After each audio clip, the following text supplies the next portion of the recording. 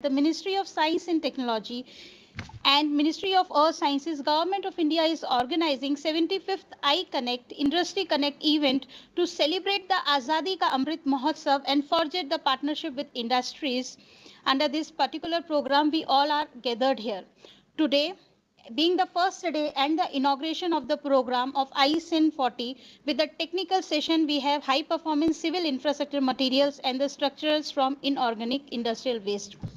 Now, to know more about this, I'd like to start the program and I'd like to invite Dr. Ashokan Papu. He is a Chief Scientist at CSIR MP Bhopal and the coordinator of this very special event, Waste to Wealth, under Civil Infrastructure and Engineering, for his welcome address and introduction for the entire program. Sir, please.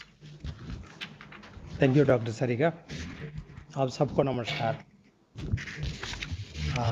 The chief guest of today event, Honorable Dr. Mukesh Kumar, Director, Steel Research and Technology Mission, Government of India, as well as he was a former President, the Technology Innovation from Vedanta Aluminium Company.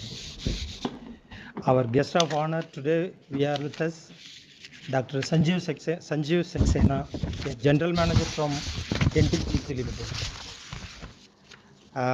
Our Director, Dr. Avanish Kumar Srivastava is here with us, and distinguished Dr. Anandavalli, the Director, Structural Engineering Research Center, Chennai, and the Theme Director of this session and this particular event, Dr. Anandavalli is with us.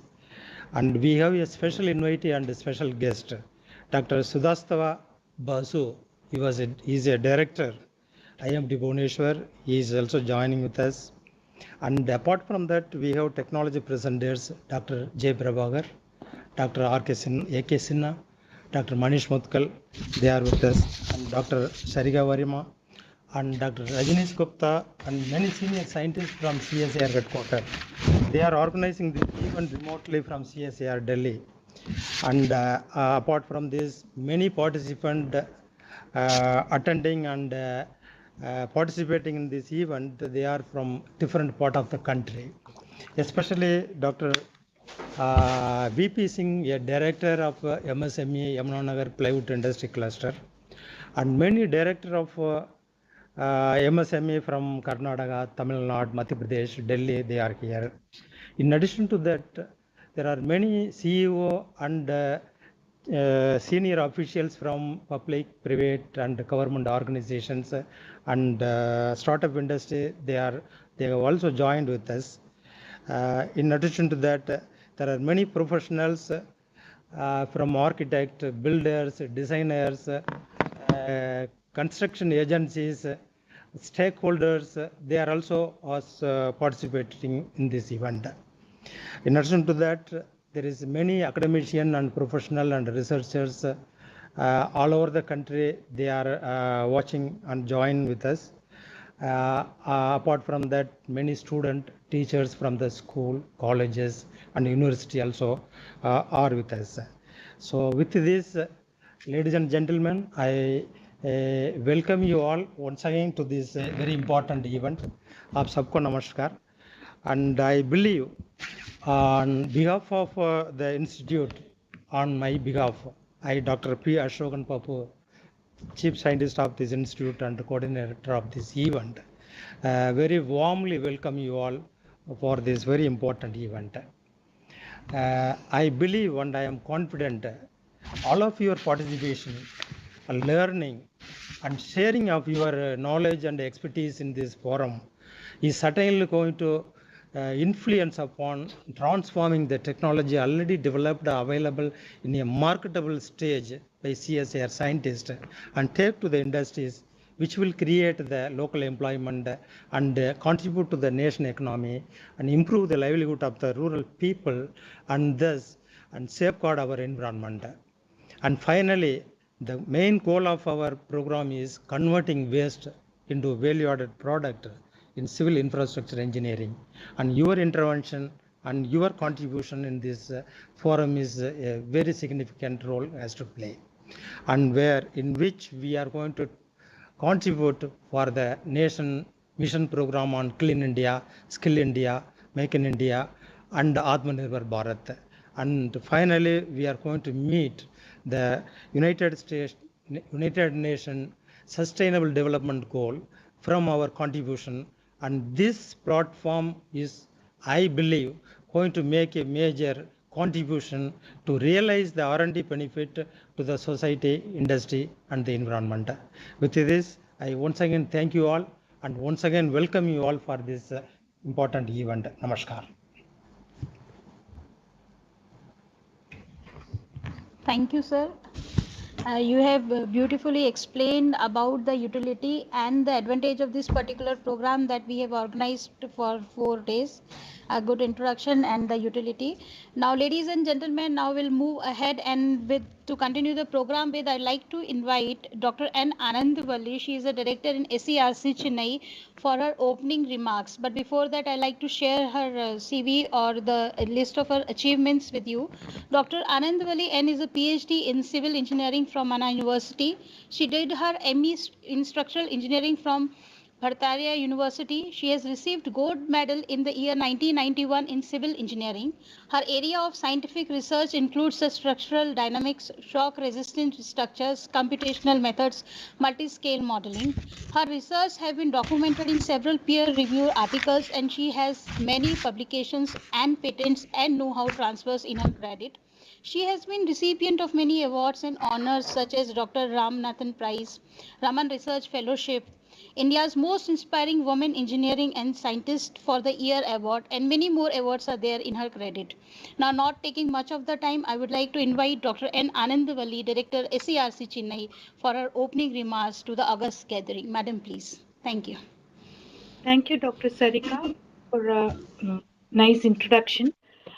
Dr. Mukesh Kumar, Director, Steel Research and Technology Mission, Government of India. Mr. Sajeev Saxena, General Manager, NTPC Vidyachal. Dr. Avinash Kumar Srivatsava, Director, AMPRI. Professor Basu, Director, IMT. Dr. Vibha, Head Technology Management Directorate. Dr. Asokan Pappu, Chief Scientist, AMPRI and Nodal Scientist of CIE Sub-Team for Waste to Wealth. Dr. Rajneesh Kumar Gupta, Dr. Devendra Singh from Technology Management Directorate, CSIR. Dr. Sarika Verma from AMPRI. Speakers, scientists, academicians, researchers, industry partners, ladies and gentlemen. A good afternoon to you all. I'm happy and glad to be present in this inaugural session of this iConnect event on waste to wealth under the Civil Infrastructure and Engineering team. On behalf of the CIE team, I welcome you all to this event. Waste is a natural byproduct of any phenomenon, be it natural as well as man-made activities, including agricultural and industry. Waste is seen as unwanted or unusable material after its designed use. Industrialization, which is inevitable for development of any nation, also generates various forms of waste, which may lead to serious environmental degradation. Efficient waste management is required to overcome this issue and march towards a sustainable future. Effective management of waste is now a national priority as seen through Swachh Bharat mission. Finding innovative solutions for effective management of waste by overcoming the challenges that each form of waste requiring special processes is the need of the above. Approach of viewing waste as a resource to convert them into value-added products is an age-old practice, but was not formalized. This process of conversion of waste to a product, then put to primary use, can be viewed as a process of generating wealth, hence the phrase waste to wealth. Out of the 5R in waste management, refuse, reduce, reuse, recycle, and recover, CIE team has scope to address in each one of them. The Waste to Wealth mission is one of the 9 scientific missions of the Prime Minister's Science, Technology and Innovation Advisory Council, which is spearheaded by the Office of the Principal Scientific Advisor, Government of India. The mission aims to identify, develop and deploy technologies to treat waste, to generate energy, recycle materials and extract resources of value, and also towards technology for a clean and green environment. The mission will assist and augment the Swachh Bharat and Smart Cities projects by leveraging science, technology and innovation to create circular economic models that are financially viable for waste management to streamline waste handling in the country. So the problem of waste accumulation is not specific to us, but is all over the world. These industrial and agricultural wastes or byproducts like slag, rice, husk, ash, or cement dust, etc. The waste represent a major problem for the environment because of air pollution, dust, and very fine particles which spread in the atmosphere, and also leaching toxic chemicals which are dumped in landfills, quarries, rivers, and oceans. The capitalization of waste is difficult because of their variety as well as their unknown properties over time. Their use in the building material and construction industry is one of the possibilities which can help to keep the environment clean. The construction and building material sectors are involved in both processes. Building industry is the largest user of natural materials, and in addition, a large amount of waste results from the demolition of constructions. The building material industry is a domain of interest for using the wastes, and researchers have tried to produce new construction materials incorporating wastes. The new generation of building materials is developing on other theories in accordance with the sustainability of environment. Concrete is obtained from natural aggregate cement and water, compounds which make it a cheap material and easy to produce anywhere. Aggregates and water are from natural resources, only cement must be produced. And for reducing the aggregate and cement consumption, the replacing materials obtained from waste is a solution that has two benefits. The building materials and construction industry is one of the principal users of waste in the processes for obtaining materials or products for constructing bridges, highways, soil stabilization, hydraulic construction. From environmental consideration, an extensive waste utilization in construction is recommended, although particular wastes may be too risky to use. And waste can be classified as byproduct waste and organic waste, mineral waste, inert waste, agricultural waste, construction demolition waste, and transport industry waste, plastic waste. Now we have another form of waste, our electronic goods waste. So not going into the details of each of the waste, so you may be hearing more on that in the next 4 sessions that is planned. And important way of using this waste is to introduce them as a powder or filler in the consumption of composition of construction materials or use as aggregates. Concrete is one type of building material that can incorporate many types of waste such as silica fume, fly ash, cinder, husk, tires, glass, etc. The useful life of a material in place, however, is always related to the particular combination of environmental factors to which it is subjected. So that durability or service life must always be related to that particular environmental condition. The concrete of any type can be obtained by adding wastes with experimental studies and statistical optimization which help to characterize the new materials. The development in building materials must be sustainable and in the same time they ensure a ratio cost energy that satisfy the modern requirement. The addition of waste to concrete can improve or diminish some properties of the material. Therefore, combination of waste is often used or other materials are introduced into the composition to compensate for any disadvantages. Construction composite materials are developing on the base of new researches in the recycling domain as an innovative option with environmental, economic, and performance benefits. So in the next 4 sessions, you will be hearing on different forms of waste from eminent researchers and speakers. And I would like to conclude with a Tirukkural, Solludal Yarkum Eliya Ariyavam Solliya Vannam Seyal, which means that it is indeed easy for anyone to say how an act is to be performed, but it is difficult to execute according to what has been said. Thank you all. Thank you, madam. Thank you so much for your kind words. You have given the detailed insight about the waste, and definitely we are very sure in these 4 days we'll be learning more about the waste and its utilization, which will be useful for the society because of all our efforts. Now, ladies and gentlemen, we'll move ahead, and with this I would like to invite Director CSIR MP Bhopal, Professor Dr. Avnish Kumar Srivastava, for his inaugural address. But before that, I'd like to share the list of achievements that sir is having. Professor Srivastava has earned his Masters in Physics from IIT Roorkee and Masters in Technology in Material Sciences from IIT Kanpur.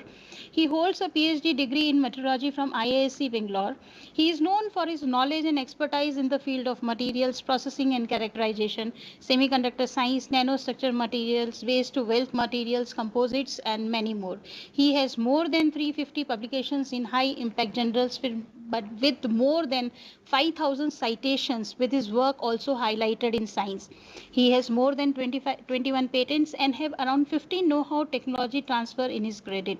Among various facilities, the most important facilities established by Director CSIR MP Bhopal, which are very few across the country, include the transmission electron microscope, electron energy loss spectroscopy, Raman spectra with two versions, Indy Raman, CTR 300 and CTR 150 Raman spectrometer. It has helped the strengthen the knowledge generation capacity in R&D working of the institution. Professor Srivastava is the president of Electron Microscope Society of India and also a fellow of number of organizations like IIM, MRSI, EMSI, and so on. He has several awards in his name. Few of them are the Meteorologist of the Year Award by Ministry of Steel, MRSI Medal.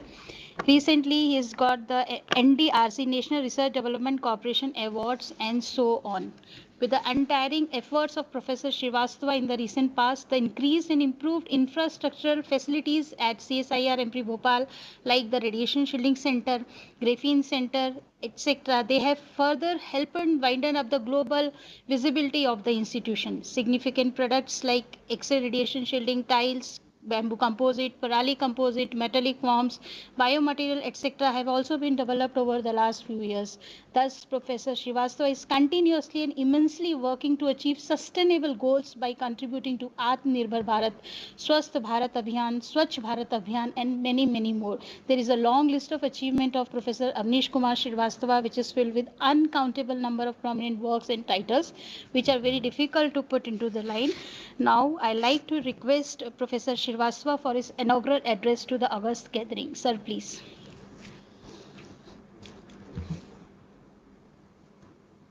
Thank you, Dr. Sarika. Good afternoon to all of you. And at the same time, welcome to all of you. I can see Dr. Andavali and the person gathering. This iConnect program we are going to have between July 5th to 14th under the Civil Infrastructure and Engineering CIE theme. And during this program, we are fortunate to have with us today Dr. Mukesh Kumar, Director, Steel Research and Technology Mission of India, New Delhi. Professor Sudhasatwa Basu, Director, CSIR Institute of Minerals and Materials Technology, Bhubaneswar. Dr. Anna Nandavali, the Theme Director of CII and Director, CSIR Structural Engineering Research Center, SERC, Chennai.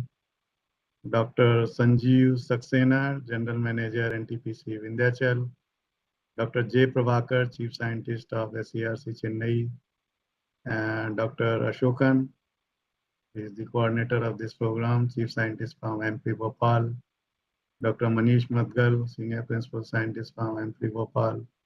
Dr. A.K. Sinha, Senior Principal Scientist, Central Road Research Institute, New Delhi. Dr. Rajneesh Gupta from CSIR Headquarters. And our comparer anchor, Dr. Sarika Verma. And all the participants and speakers of this very important program and all distinguished people. Once again, I welcome you all for this very important event on waste to wealth, this iConnect under CIE theme. The CSIR Advanced Materials and Process Research Institute, in short we call CSIR AMPRI in Bhopal, is now organizing this mega series of this iconic 75 Industry Connect, iConnect events on waste to wealth under the CIE theme to showcase the achievements in various S&T areas, especially for application in civil and infrastructure sector.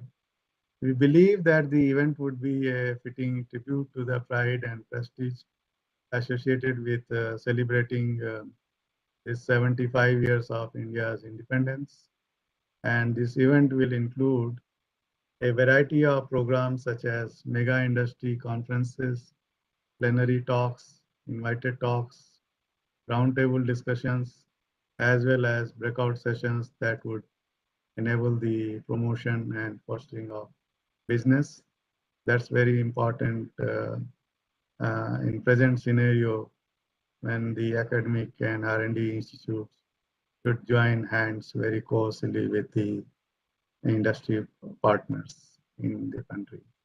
The objective is to foster a strong Atmanirbhar Bharat, self-reliant India, by providing indigenous technology on waste to wealth, by forging a partnership with industries, and providing a common platform for industries, entrepreneurs, stakeholders, government leaders, startups, and academic scholars to maximize the benefit of solid waste recycling technologies.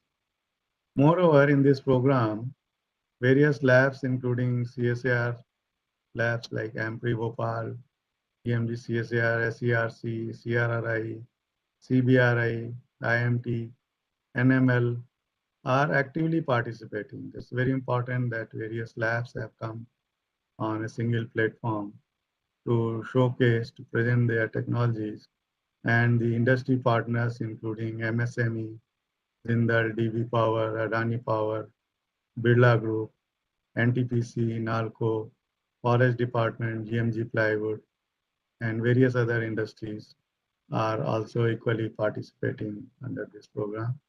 So this shows a great effort that the organizers from different institutes have put to make this program successful.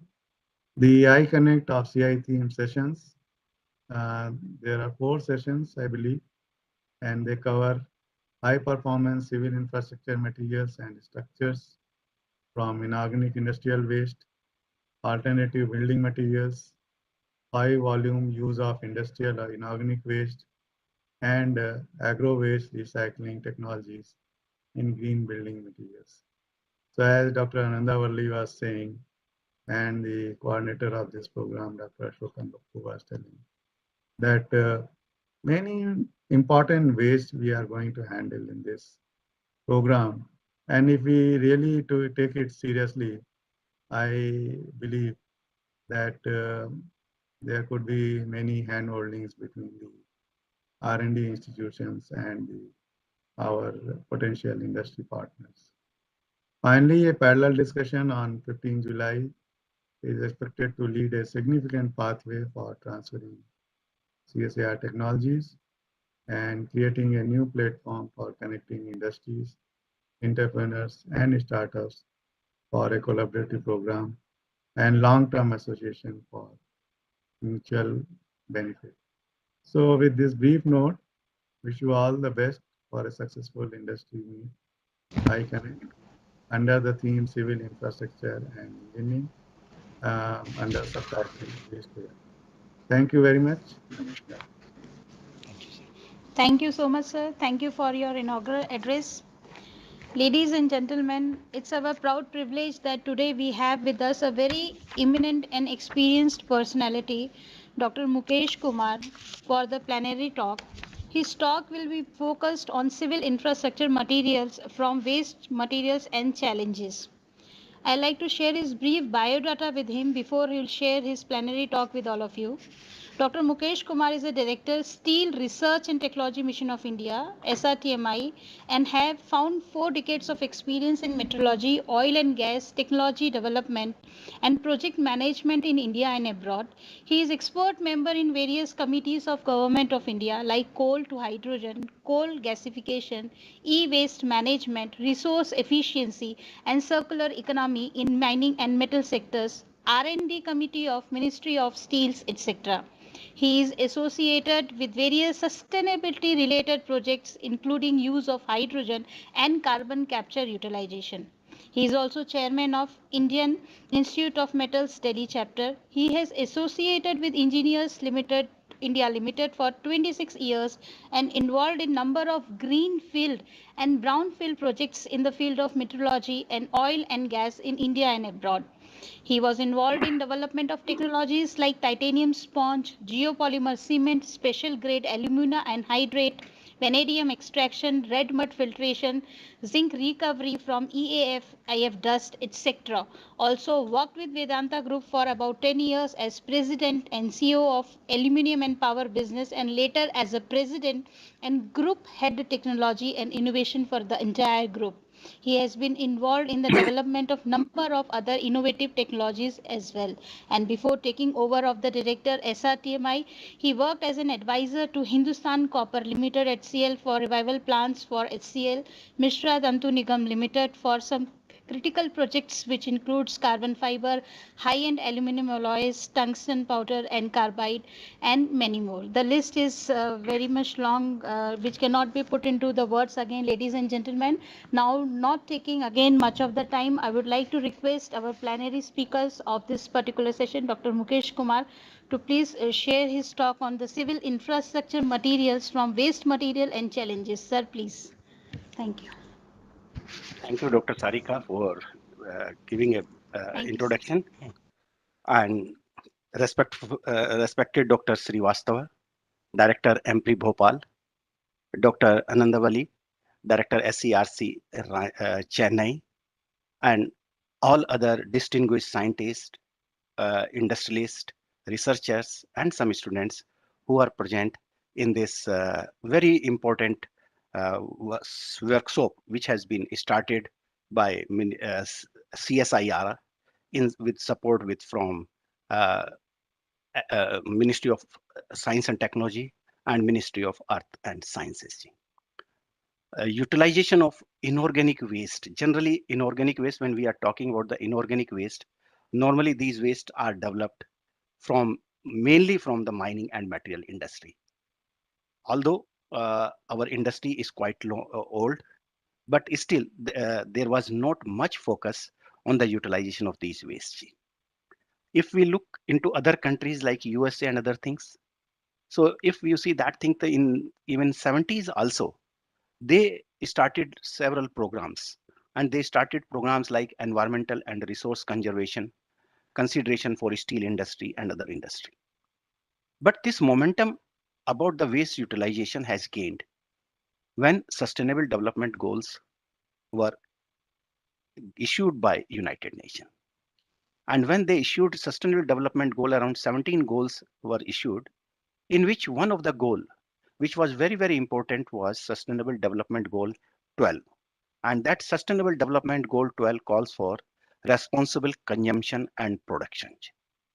And when we are saying responsible consumption and production, it means we have to ensure sustainable consumption and production pattern to be established in the industry, so that people ruthlessly should not use material, and they should ensure that the material should remain in use as much as it can be.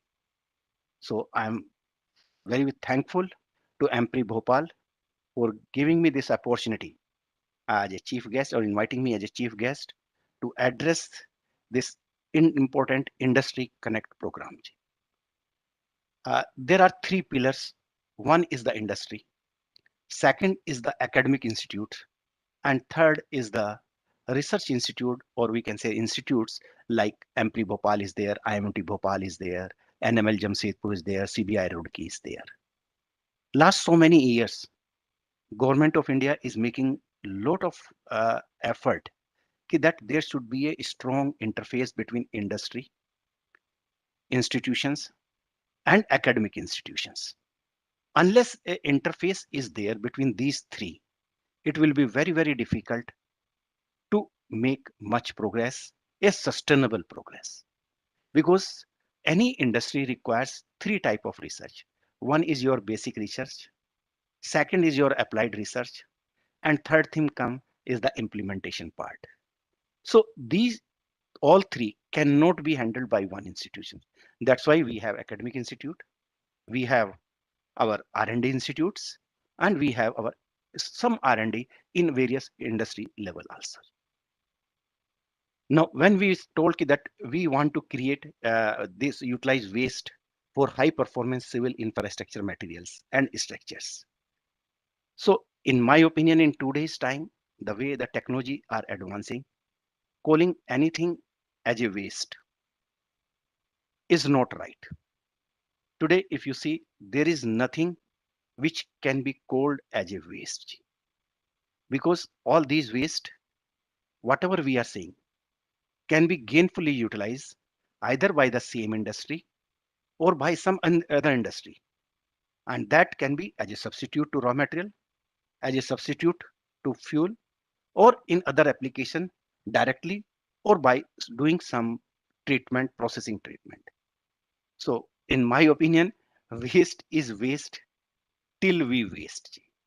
Otherwise, all these wastes are resources and hence can be a source of wealth creations.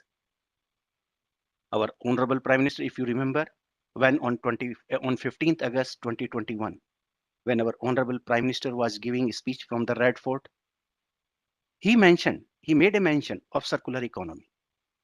And he told very emphatically, he told about efficient resource utilization. He told very strongly that we are witnessing depletion of all type of natural resources. And in such a scenario, we have to ensure that resources are utilized in a responsible manner. And for that, circular economy can be a solution. And circular economy, that's why he told that circular economy is the demand of the hour. And we have to make it a mandatory part of our lives. And the utilization of these waste is a part of overall concept of circular economy, which ensures resource maximization, which ensures development all around, and which also ensure creation of lot of employment opportunities in the sector. We know that India is a mineral rich resource country, and we are in some industry are the leading manufacturer. Somewhere we are number 2, somewhere we are number 1, and somewhere we are placed within first 5. And the most of the industry, if you see from the inorganic waste point of view, like steel is there, aluminum is there, lead is there, zinc is there, copper is there. Although we have sufficient resources and reserves of steel, aluminum, lead, and zinc, but not have much of copper. But today, we are importing even that copper also in the industry. But these industries generate large amount of waste. These waste, or I can say, I will not use the word waste, will use the word byproducts. These industries generate lot of byproducts. And those byproducts are in the form of, like you can say, slag, in the form of the tailings, in the form of residues. So these are the different type of these byproducts are there. Today, industry is facing a serious challenge. How to make best use of these things. Due to lack of utilization in the past and least focus on utilization of such waste, lot of large heaps have been created in various plants. And if you go in any plant, whether it is steel plant, whether it is aluminum plant, whether it is copper industry, you will find a large area of the land has been occupied by this thing. And this is against the principle of our Swachh Bharat also, because we want, like we are making a cleanness drive in every part of our life. So there is a need of bringing that awareness in our this industry also, so that industry are neat and clean, and there should not be any accumulation of such type of use this thing. I am happy that CSIR has taken initiative to organize this much awaited important seminar on on utilization of these waste for creating high performance civil infrastructure materials and structure by utilizing all these waste. I am from the steel industry, and if you look from the steel industry, steel industry today, India is the second largest producer of the steel. But if we see the total production in India, it is just only around 120 million tons against around 1960 million tons globally produced, and around 900 million tons produced only in China. Our production is very low. We are nowhere. And we are nowhere because our per capita consumption also is one of the lowest.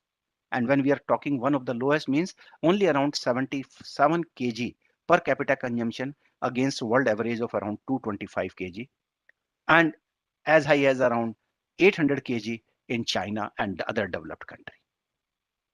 But when we see it means our consumption is going to go high. Our demand will increase consistently. It is increasing at a rate of 6 to 8%, and in time to come, this 120 million ton will increase considerably. And we have made an estimate that by 2030, it may touch around 250 million ton, and by around 2050, it may touch around 450 million tons. But each ton, we must remember, each ton of steel we produce around 0.4 to 0.5 ton of slag in different form. It may be a steel slag, it may be iron slag, it may be this thing. Today, this slag generation is around 40 to 50 million ton per year. But by 2030, this will be around 100 to 110 million ton. And by 2050, it will be around more than 200 million ton. Such a large waste, large byproducts, if we don't find a solution today, we will not be in a position to maintain sustainability of our steel plants. And some of the plants may have to be closed down, mainly in absence of efficient utilization of these waste. So can industry be sustainable with such large waste generation of waste and afford to continue with the current practices? Certainly not, because we have to find a ways. We cannot go on dumping these slags and other things on our lands such ruthlessly. With joint efforts of research labs and industry, the trend is changing. Today, CRRI, CBRI, EMPRI Bhopal, IMMT, NML Jamshedpur, various CSIR laboratory have been engaged by the Ministry of Steel, and they are playing a very, very important role in developing various technology for utilization of these byproducts. One like blast furnace slag, earlier we were not using granulated mechanism technology, but today most of the industry has adopted a technology of granulated blast furnace slag. And through that granulation techniques, we are in a position to maintain glassy characteristics of the blast furnace slag, and that's how all the blast furnace slag, which was considered as a liability till now, is used by the cement industry as a replacement to clinker. And when they are replacing as a clinker, they are not only minimizing the dependency on limestone, minimizing lime mining and other things, but they are reducing their carbon dioxide also drastically. In the last few years, people have started using more than 30 to 35% as clinker, this blast furnace. So that's why they could reduce their carbon dioxide emission also drastically. Earlier, cement industry was producing 1 ton per ton of cement as a carbon dioxide.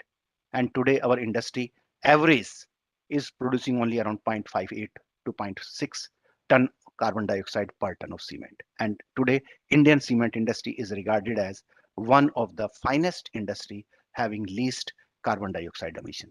So such type of initiative could be made possible only because we have utilized our inorganic waste, which we are calling as a waste till now, means blast furnace slag in the cement industry as a replacement, as a high performance infrastructure building construction material. As I mentioned to you, since Ministry of Steel is promoting and always they are looking that all our industry should move towards a zero waste approach. Ministry of Steel was made as a nodal agency to prepare a circular economy paper for metal scrap industry that is covering ferrous and non-ferrous. And in that paper, we have recommended that Ministry of Mines should come out with a policy of zero waste. And I am happy to inform you that Ministry of Mines has already prepared draft document for creating all these industry like aluminum, copper, lead, zinc, and steel as a zero waste industry, so that need of storing such type of materials which are very good resources should is not required, and we can use in other industry. You might have read few days back in the paper also that recently a national highway has been constructed in Gujarat, and around 1 kilometer of that highway, 6-lane highway, has been made 100% with 100% steel slag in all the layers, from the preparation to the bottom layer to the intermediate layer and to the top layer. Earlier, people were afraid of using such slag because everybody was knowing that steel slag, if used or any slag is used, it has high coefficient of expansion, it has vascular structure, and road will damage. But I must congratulate CSIR, CRRI lab that they have put effort for continuously 2 years, and they could come out with a technology where they have developed a technology by which all these issues has been addressed. And this road, a special type of slag has been processed, and this road has been constructed there, and the last 2 years it is already in operations. So looking the success of this thing, we have awarded other jobs also. There are other slag like basic oxygen furnace slag or LD slag, which is also generated in huge quantity. How to do it? So today I'm happy to inform you that CRRI now is working on that also. So that's why I say, because CRI, all the companies like Tata, JSW, RINL, SAIL, everybody has joined hand. So that shows कि if a industry and institution interface is strengthened, these type of issues, these type of problems which are coming, we can address those issues. And such roads, if made, it has been established that they are very good even during rainy season, has longer life, and even the thickness whatever we were using natural resources there could be reduced by 30 to 40%. And today the cost of construction such thing is nearly 30 to 40% less than the roads made by natural aggregates and other things. So we say that we have to select the technology, because once when our honorable prime minister was speaking in Dubai in business summit, he told very uh, this thing that humans are using technologies in ways that are affecting adversely, and the cost of doing so is very heavy. For the future of mankind, we don't have to struggle against nature, but find a symbiotic path with it. It means we have to respect the nature. We have to protect the nature. Climate change is the biggest threat of today's. And if we start adopting such type of sustainable protect practices, we will not only fulfill the objective of our sustainable development goal 12, but we will be in a position to generate large number of employment around the world, around the industry in the country, and create lot of wealth for this thing. So there are similarly other options. This is one of two example, like use of cement, use of aggregate in road construction. But these material, inorganic materials, can be used as a sand, can be used as a special cements. Like uh, this can be used as a geopolymer products. We can make green concrete, and it is a fact that if you start using blast furnace slag and the fly ash produced by the power plant to make geopolymer, so those geopolymer will not be requiring water for curing and other things. Those will be having much higher life. These we can reduce the cost of producing construction also. So it is the rightful selection of the technology and rightful use of these industries. Similarly, in Japan, like people have started using this thing inorganic product for saving marine coastal areas. And they told if we use steel slag based, this thing reef have been created to restore coastal ecosystem and thereby make local community more resilient. A study was conducted in Japan. I'm just giving you an example in Yokohama and Fukuyama areas, and where they have found that by installing steel slag based artificial reef, the number of species in that area was increased from 4 to 38, and a cleaner marine environment was created, and which has benefited nearly 4 to 5 million citizens living around that, and the water quality was improved drastically. So in the last, I would like to conclude that let us stop calling these byproduct as inorganic waste. We should call them as a byproduct which are coming out from this mining and metalling, because these are valuable resources and these can be a source of high performance material for infrastructure or making direct product by suitable treatment. Steel and cement industries are the backbone of the economy, and thus both the industry will play an important role in boosting overall development of the country.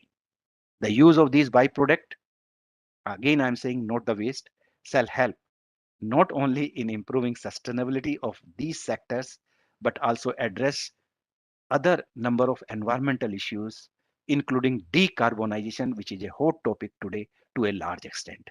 And this decarbonization not only for this own industry but in other related industry wherever this will be used. So I will request, let us make all effort to convert these so-called waste into wealth and fulfill vision and dream of our honorable Prime Minister, which also says that circular economy has to be strengthened.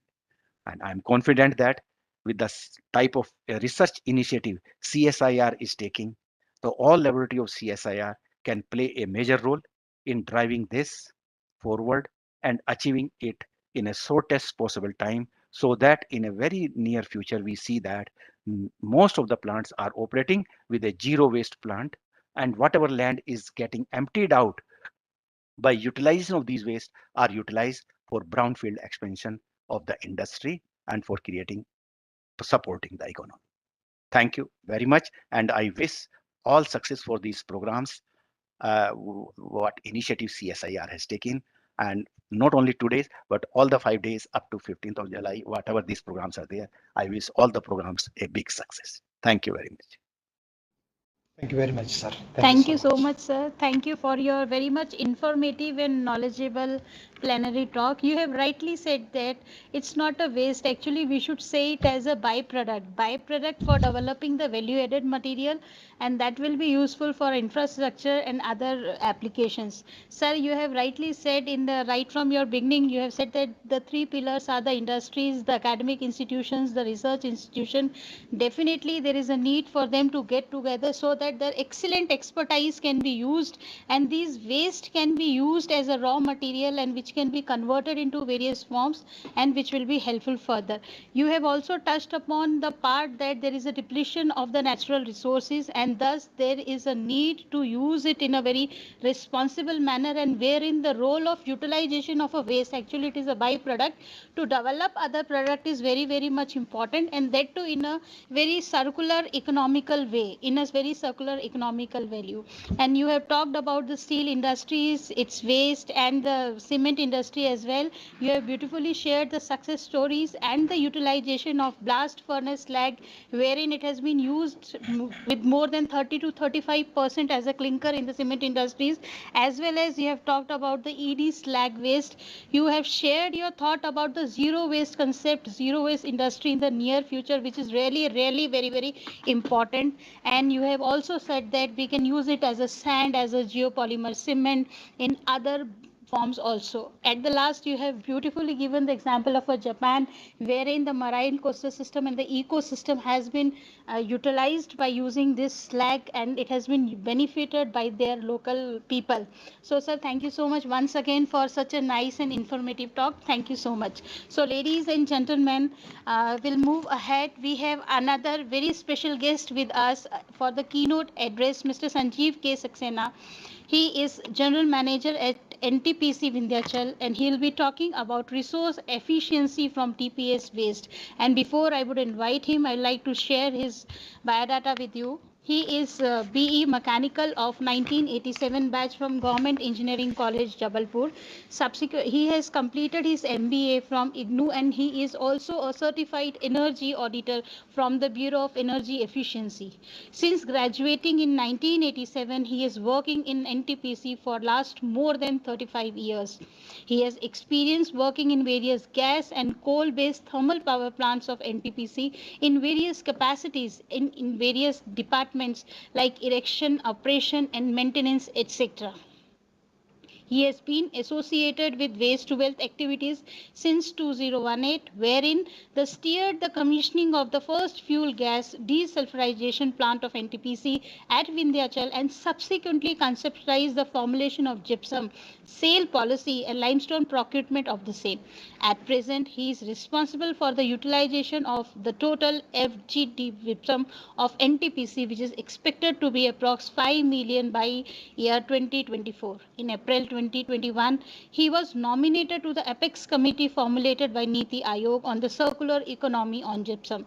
Subsequently, he was nominated as convener of the Task Force Committee formulated by MOP for identifying various uses of FGDP gypsum and evaluate its hazardous nature.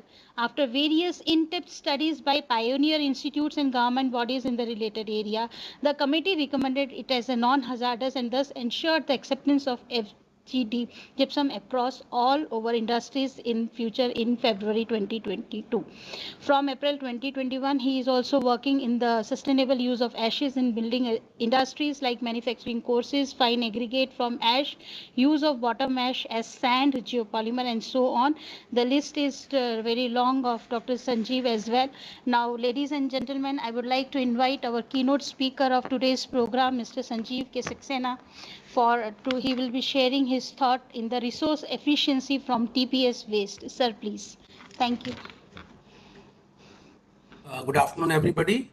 Respected Dr. Mukesh Kumar, Director, Steel Research and Technology Mission of India, Dr. N. Anandavali, Director, CSIR SCRC Chennai, Dr. Amnish Kumar Srivastava, Director, AMPRI Bhopal, Professor S. Basu, Director, IIMT Bhubaneswar, Dr. J.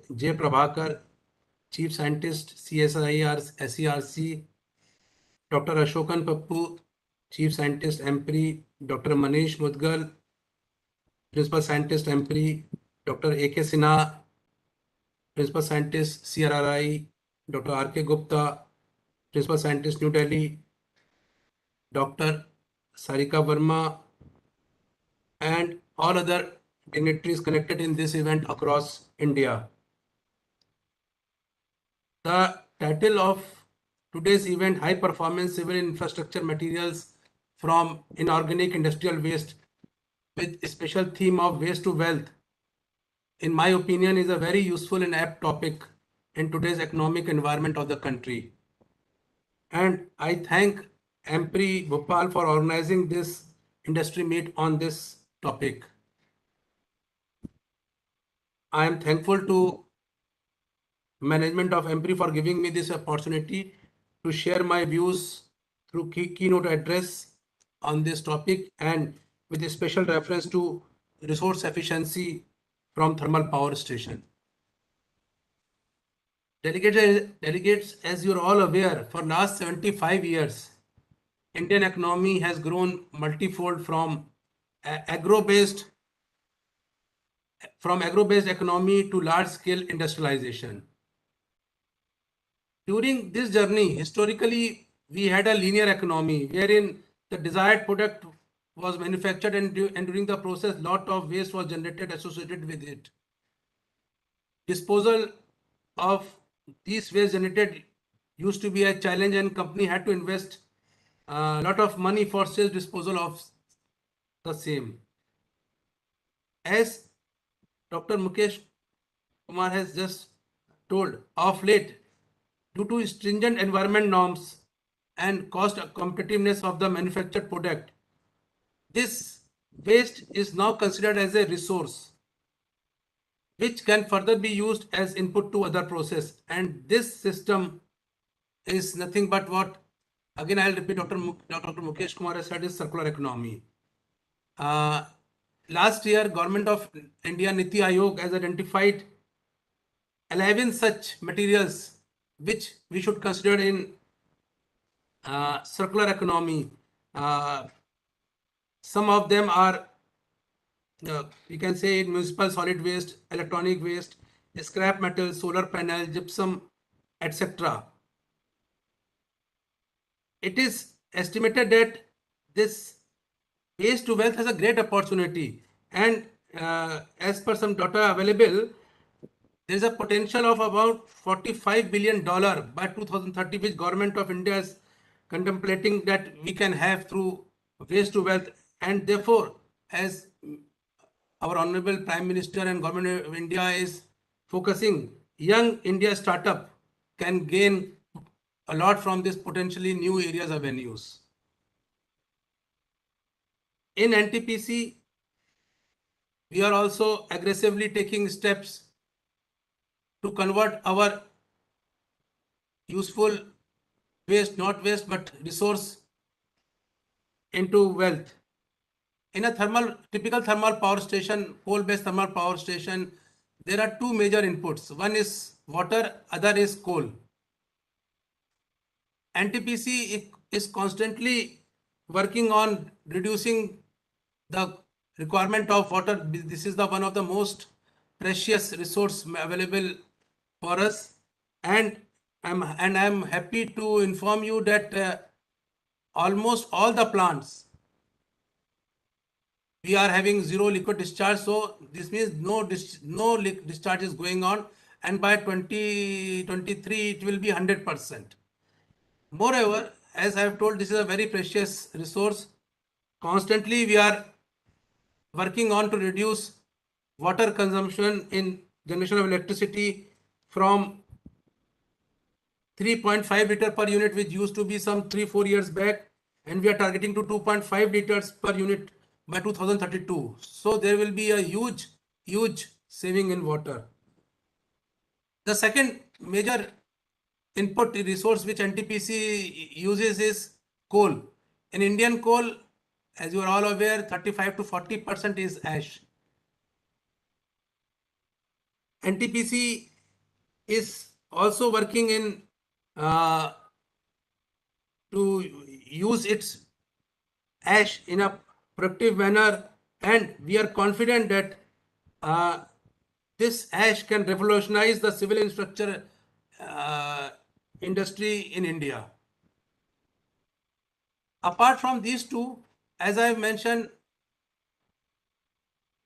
all coal-based stations are mandated to install flue gas desulfurization unit for controlling the SOx emission. Previously, from a coal-based thermal power plant, we were monitoring only the SPM, suspended particle, but now Government of India has mandated that apart from SPM, SOx and NOx will also be monitored. So for controlling the SOx, we are installing flue gas desulfurization unit, and from flue gas desulfurization unit, a byproduct called gypsum, FGD gypsum, will be produced. And I'm happy to share that NTPC has already started producing this FGD gypsum for last 3 to 4 years, and it has been well taken and accepted by all the industries, cement industry, board industry, all the partners. And by 2024, NTPC alone is expected to generate around 5 million metric ton of FGD gypsum per year. This is a high quality gypsum without any issues.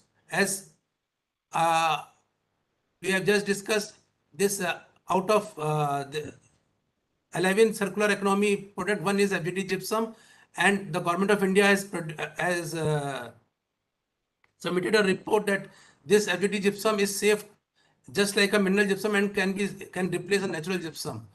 So this FGD gypsum will replace bulk of imported gypsum which Indian industry is using. So this is one of the benefits use of FGD gypsum, which expected to be commissioned in 24 by across the India.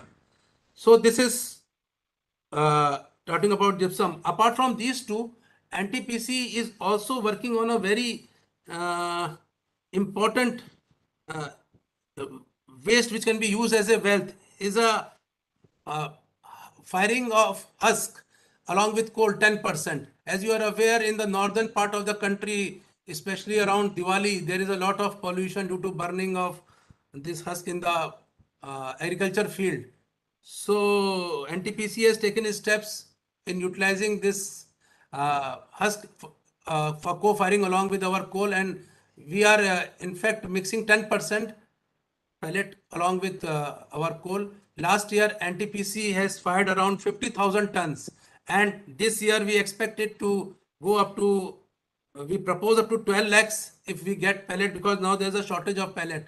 So one can see how a material which was, farmer was not getting anything, they were burning and causing pollution. Now they can earn from this, as well as we can save the environment from this. Now, apart from this, NTPC is also working on converting municipal waste into charcoal. Our first plant of around 600 tons per day municipal waste is coming in Varanasi and is expected to be commissioned by end of this year. So this is also a very good example of waste to wealth, where municipal waste will be converted to charcoal of 5,000 kilocalories, a good step. So with all these things, the basic, although this various steps NTPC is taking, but our main focus is on the utilization of ash. As Dr. Mukesh Kumar sir has told, there is a problem of slag in steel industry, in thermal power station, there is a problem of ash. So last year, NTPC alone has produced around 80 million tons of ash. We have utilized around 80% in various road projects, mining, cement industry, aztec grazing, etc.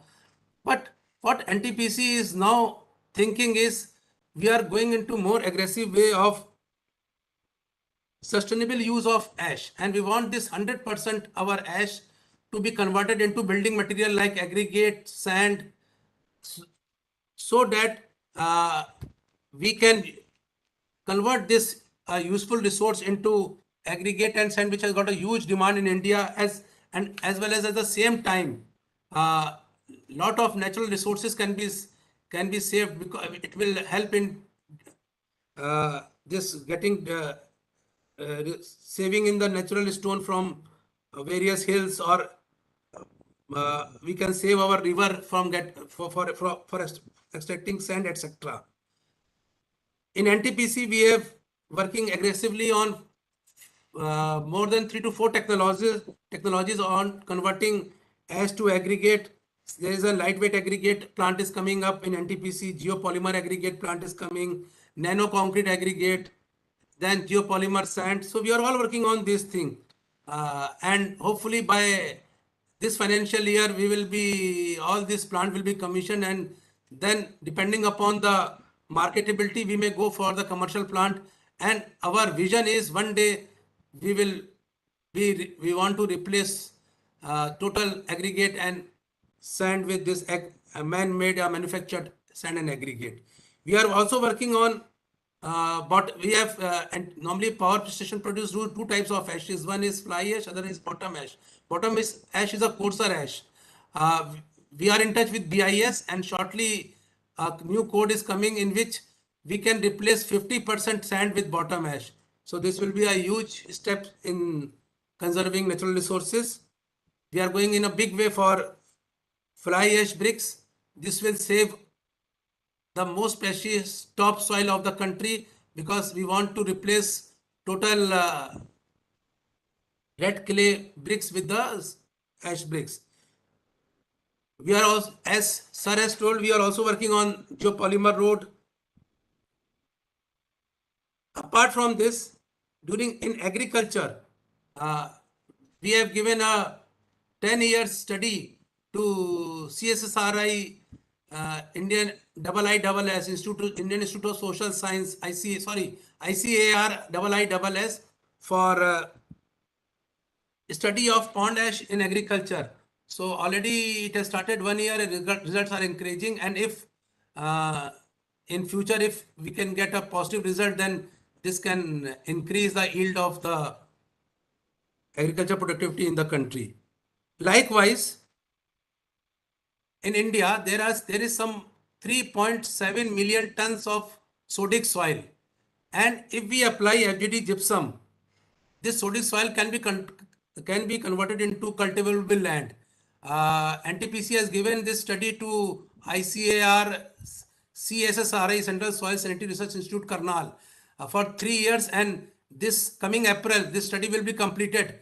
And based on their results so far, this FGD gypsum is very good for sodic soil reclamation. And I want to inform you, if we can convert this 3.7 million hectare of sodic soil, country can extra generate around 12 million tons of food grains, costing around 12,000 crores. So these are all the activities NTPC is going forward for converting it byproduct into useful product. In the end, I'll request and invite all other research institute, industry partners, entrepreneurs to collaborate with us for taking this mission of waste to wealth forward, especially in ash and FGD gypsum. Thank you. Thank you very much for giving me this opportunity. Thank you, sir. Thank you for the nice and the informative talk. You have rightly said that how NTPC is working for the waste management, or I can say about waste to wealth things. You have beautifully given nice examples, sir, wherein you have focused approach to give some products right from the waste itself. We have talked about the water utility, reducing less water consumption during the electricity generation, so wherein to save the water, and definitely it is going to help the society. You have talked about the Indian coal, and it's how we are using that because it consists more of the ash. And then you talked about the synthesis or the production of the special type of a gypsum that you are focusing, that it can be in the near future it will be replaced by more of the gypsum that we are taking from outside. And then you have talked about the working of firing up of the husk, so along with the coal around 10%, so that it can also be utilized.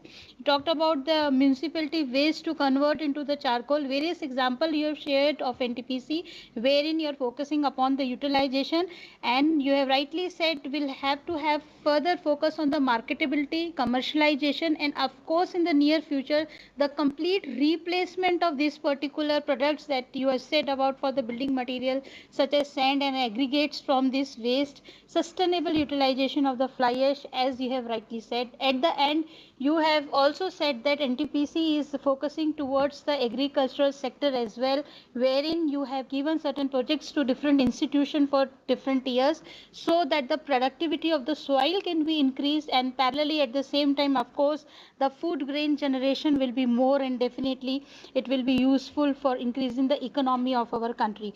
Thank you so much, sir. Thank you for your nice talk once again.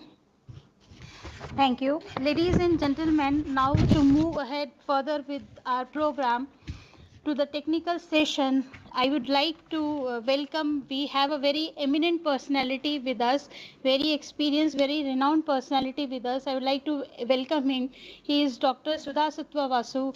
He is the director of IIMT Bhubaneswar, and he will be the chairing this particular session. But before that, I would invite him for chairing this particular technical session, that is about the high performance civil infrastructure materials and structures from industrial inorganic waste.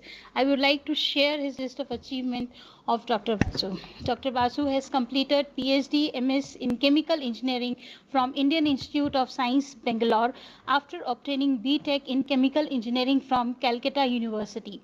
Prior to taking over as the director of CSIR IIMT, he was Associate Dean Research and Development, Indian Institute of Technology, IIT Delhi, and former head of Chemical Engineering Department of IIT Delhi. He has vast experience in various areas like development of energy materials and his applications to energy conversions and storage devices like fuel cell, supercapacitor, battery, electrolyzer for hydrogen generation by water splitting and carbon dioxide reductions to organics and many more.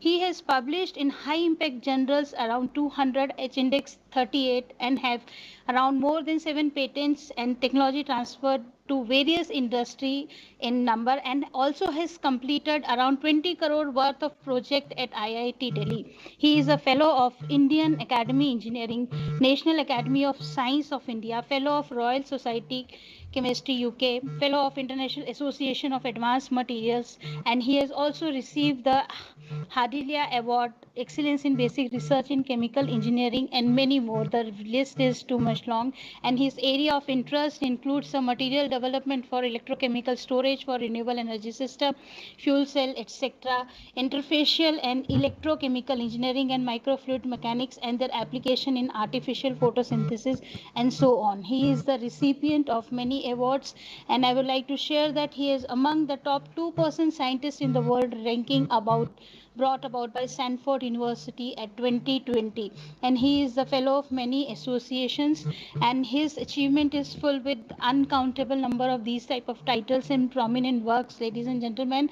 Now again, not taking much of the time, I would like to invite our special guest, Professor Sudha Sattva Basu, for chairing this particular session. Sir, please. Thank you, sir.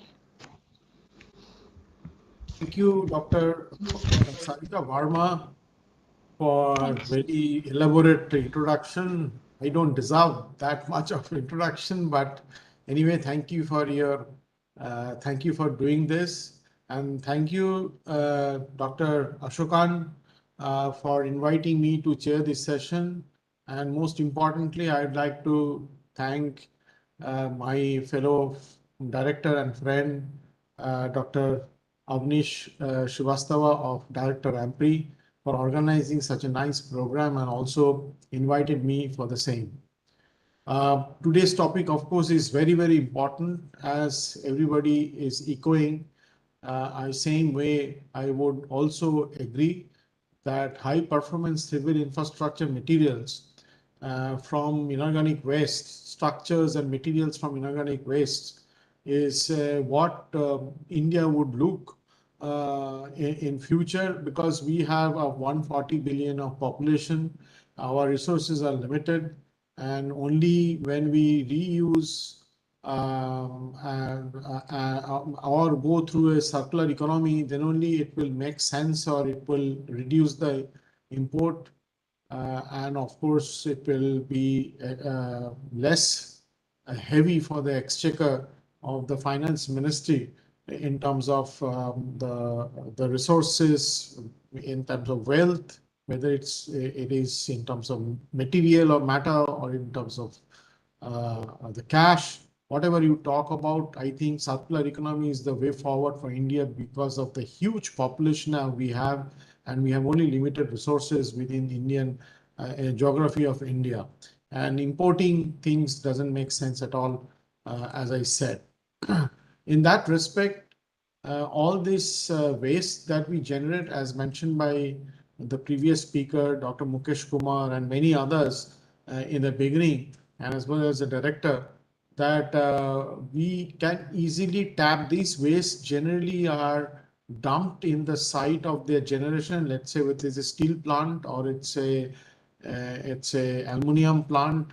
They are being dumped either in the mining site, if it's a byproduct of mineral processing, or if it's a byproduct of a blast furnace, or a smelter in aluminum plant, or a mineral processing in a bauxite minerals. They are all dumped like a heap of mountains, and no one wants to touch them. No one wants to do anything. And now there is a protocol from the Ministry of Mines and Government of India that everybody needs to have a zero waste, recycle wastes, and of course you cannot go on dumping such kind of material in your boundary or wherever you are mining.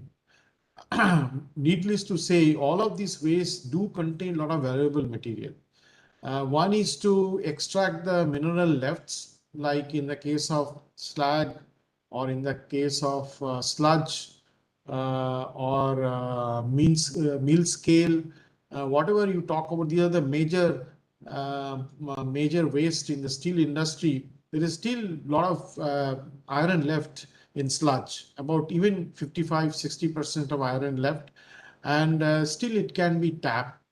In the case of red mud or the bauxite residue, still a lot of iron, alumina, titanium, some of the rare earths like scandium is still left. So they can be, of course, they can be, if it's possible, in economic scale, they should be actually harnessed, these minerals, which is of course required for India. On the other hand, there could be other that these product can be reused in terms of making geopolymer bricks and many other building material in different tiles or different forms, and they can be used for making of infrastructures, and they contain all the ingredient that you required for making such geopolymer or such building material. And the clinking property, the adhesive property, all are existing in this kind of wastes. So this other way of looking at it and utilizing these waste for generation of wealth, which is in terms of the, as we said in the topic of today's discussion is civil infrastructures, materials, and structure, which is high performance structure, which can be made out of these. And today we are, of course, one section I said about the mineral back extraction of the minerals like iron, titanium, and alumina from these wastes. That some of the waste I talked about, there is a similar waste you get from zinc, copper, tin. Everywhere you will get sludges, slimes coming out of it. And so you do get those things coming, the element you can get back, but using them in a form which further can be used as it is very important. And AMPRI has done a lot of work on this, that radiation shielding tiles and many others. And these to be taken forward by the industry. That's what is current requirement. A lot of development work has taken place in SCRC, in AMPRI, in IMMT Bhubaneswar, in NML, and so on and so forth, NIST, Jorhat, or Trivandrum, using this waste material. But they need to be taken forward by the industry. Now, the main problem of this waste is to transportation.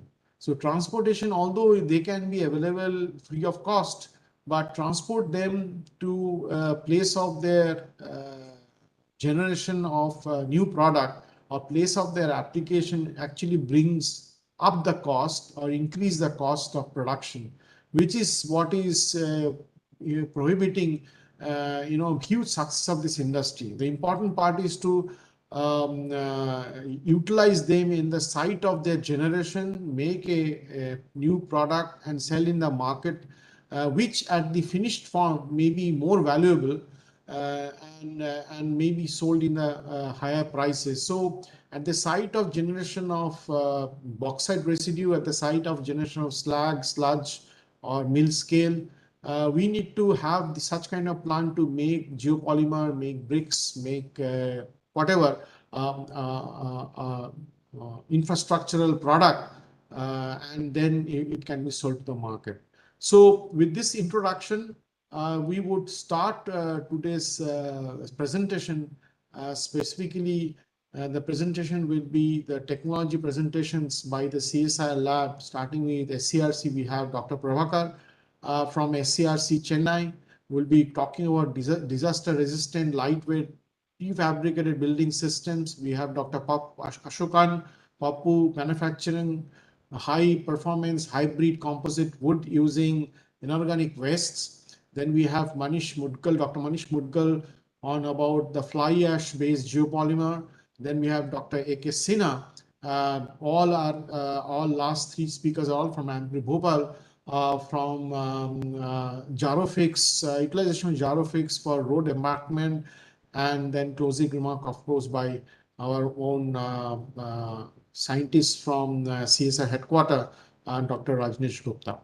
With this introduction, I welcome all the delegates and all the speakers who are already spoken, and as well as the speakers going to speak today on a particular topic that I've just mentioned. And I hugely think that it will be a great success, and I also pray that this iConnect event will bring a great success to CSIR as well as all the participating industry, all the stakeholders, those who are present today and those who are listening through this webinar mode. Thank you. Thank you so much, sir. Thank you so much, sir, for your kind words. You have rightly said about the waste, which you started with the dumping of the waste, which is actually not right.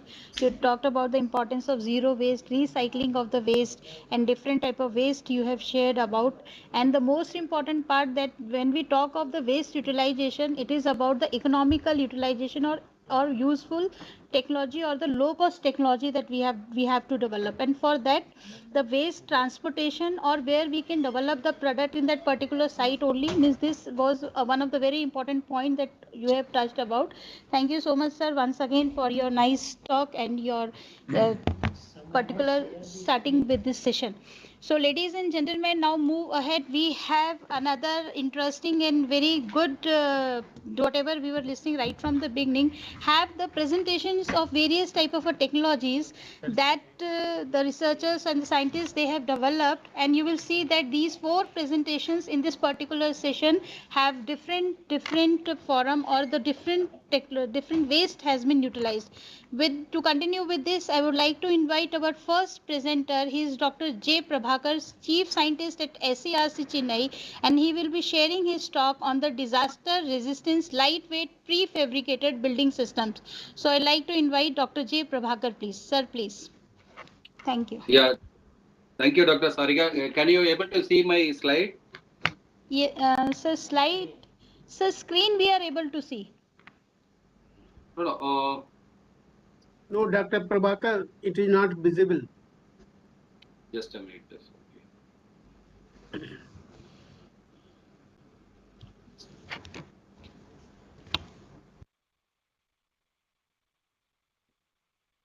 iConnect folder. So you have to open your slide presentation.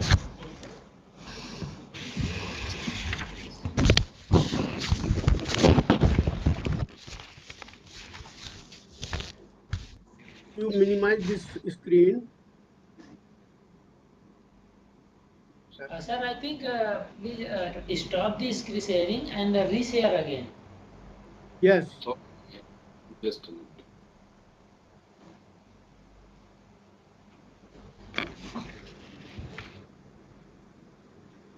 Somehow I'm not listening. Prabhakar, stop sharing this slide. Actually, we are seeing the USB drive. Okay. So unshare this.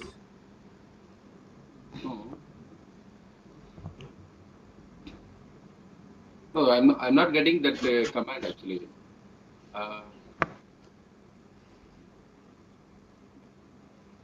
Yes. Sorry. Sir, I think Do you think have this time. cleared that Again, I'm coming inside. Yes. Here, okay.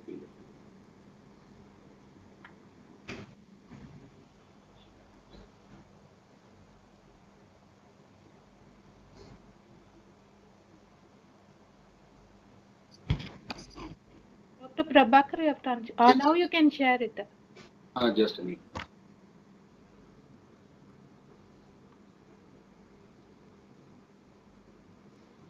Is it okay now? Yeah, it is okay. Yeah, Yes, now it's absolutely visible. okay. Okay. Sorry for the Okay. Thank inconvenient you. cost. No, it's all right. It's all right. Okay. Okay. Respected directors of Ampri Bhopal, ACRC, and IMMT Bhubaneswar, and respected Dr. Mukesh Kumar, Director of Steel India, and Mr. Sanjeev Kumar from NTPC Vidyachal, Dr. Ashokan, and Dr. Manish Mudgal, Dr. A.K. Shinha from CRRI, and Dr. Rajneesh from CSIR New Delhi, and my friends Mr. Agirwar, and all other my technology presenters. Very good afternoon. Today I'm going to present on the topic on innovative disaster resistant lightweight prefabricated building system using EPS panels. Here the beauty of this panel is here we used the industrial waste. We can either you can use GGBS or fly ash. Why it's not moving? Sorry. Okay. No, as all we know that this project is no, we aim towards the meet the demand for the housing for all. So with that concept, we have taken up this work, and we have reached to the final product, and we also transferred this technology to 3 industries. So just I want to present in brief. I will not be going into details about what is that the loading condition and what is that flexural loading, axial, and all the things. I will not be talking. I will give only about the highlights of the works carried out and how it can be utilized for the to meet the demand for housing for the countries.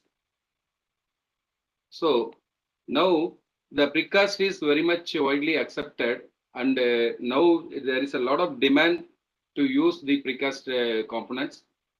Why? Because it has got a lot of advantages.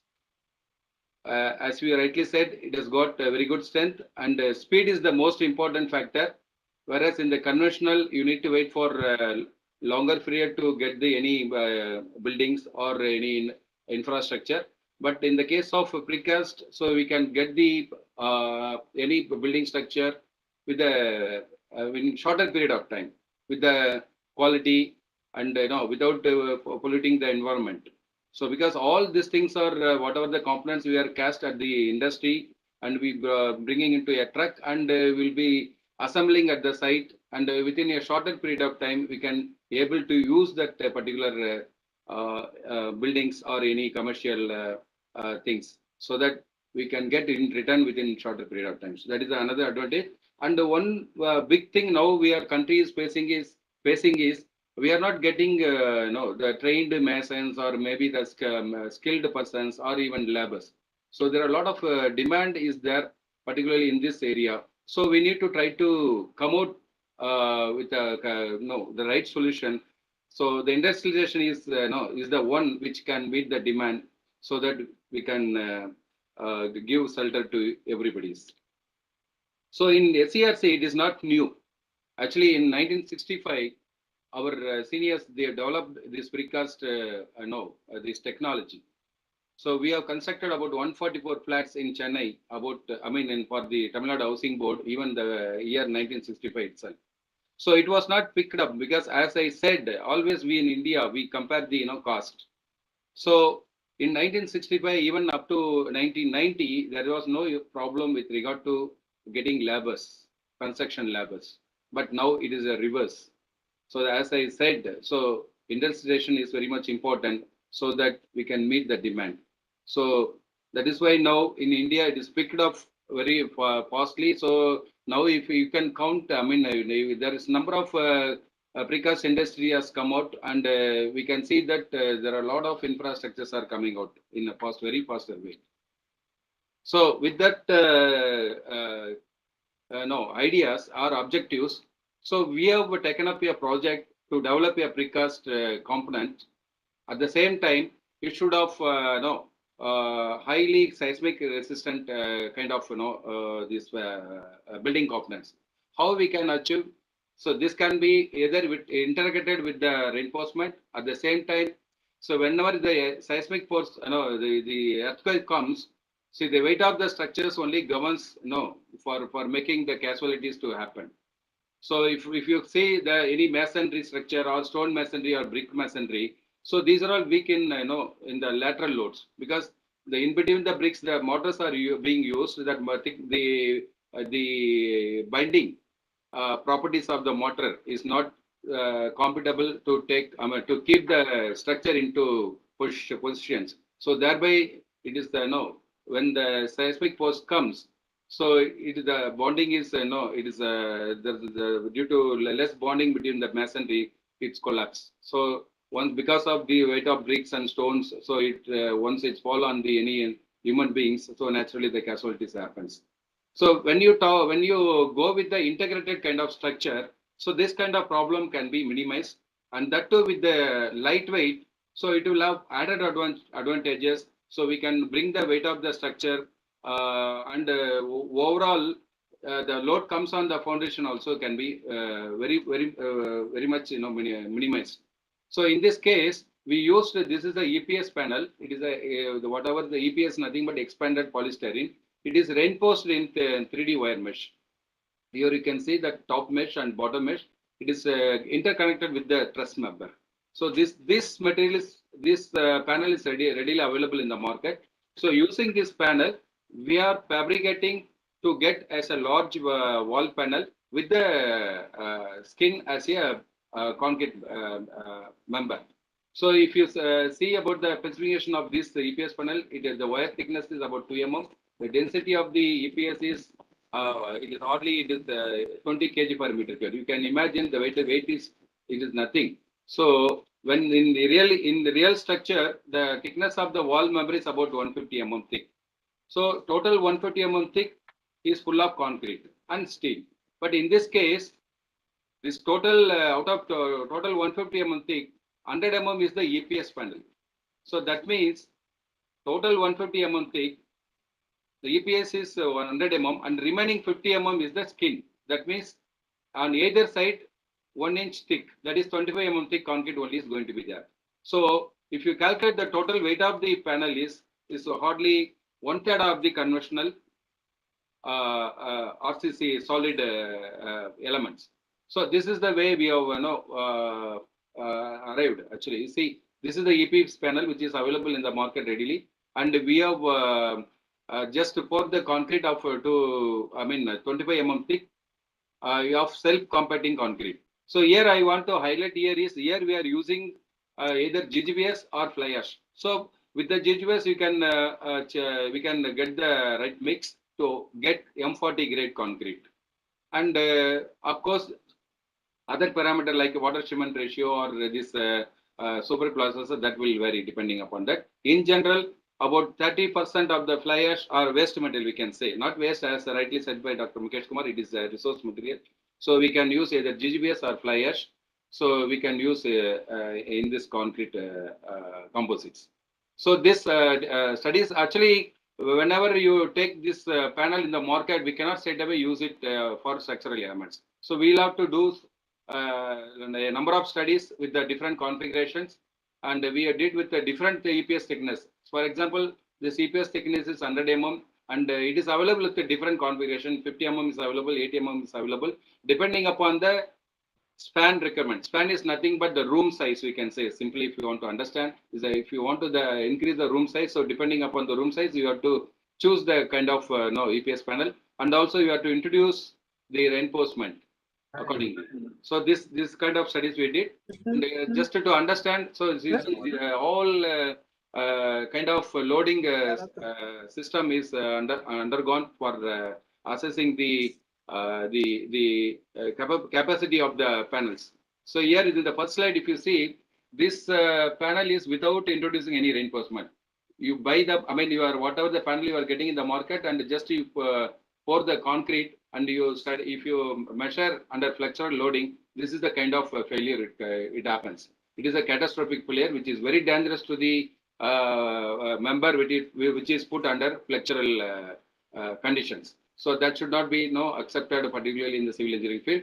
So in this case, we have introduced the reinforcement where you can have the failure in in a slow deformation manner you can be able to see. So that means if any failure occurs, one can be able to visualize, yes, the particular member is undergoing a deformation. So one can go for any rectification or any strengthening or retrofitting kind of things. So that kind of component we should have. So as I have said, the skin is only 25 mm. So somebody may have that kind of doubt whether if anybody knock the the panel, whether it will break. So for that, we have studied just over the panel we did a punching. So if you see that really this was not penetrating into that, rather is this stress is it is transferred radially just like a porocement panel. So we also did axial load testing on the full size panel, and also we did the shear behavior between the two layers, both top and bottom skin.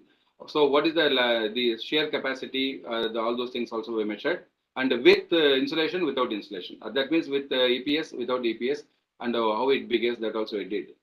In this picture shows about the evaluation of joints, particularly in the precast. Joints are the most important, where it can take all the seismic force and everything. And for that, we have evaluated the jointing system.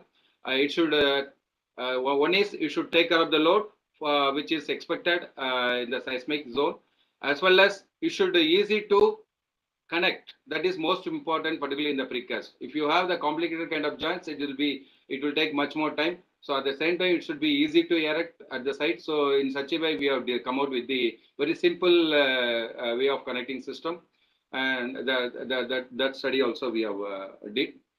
And all the things we did at the component level, so you want to see as a global way. Suppose this is the kind of joints, and this is a wall panel and the roof panel, how it behaves. So for that also we did this. You can see this is the assembly where this wall panel is connected with the foundations, and if suppose we are keeping this roof panel as in a simply supported condition. So when you apply the load, our idea is we have to see that there should not be any lateral movement of the wall.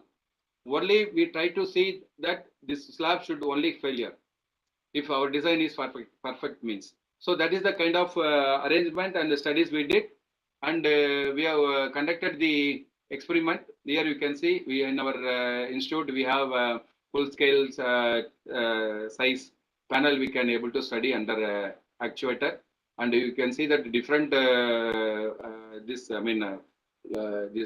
measurements instrumentation we did for LVDT and the strain gauge, and also we measure the deformation, lateral movement, and etc.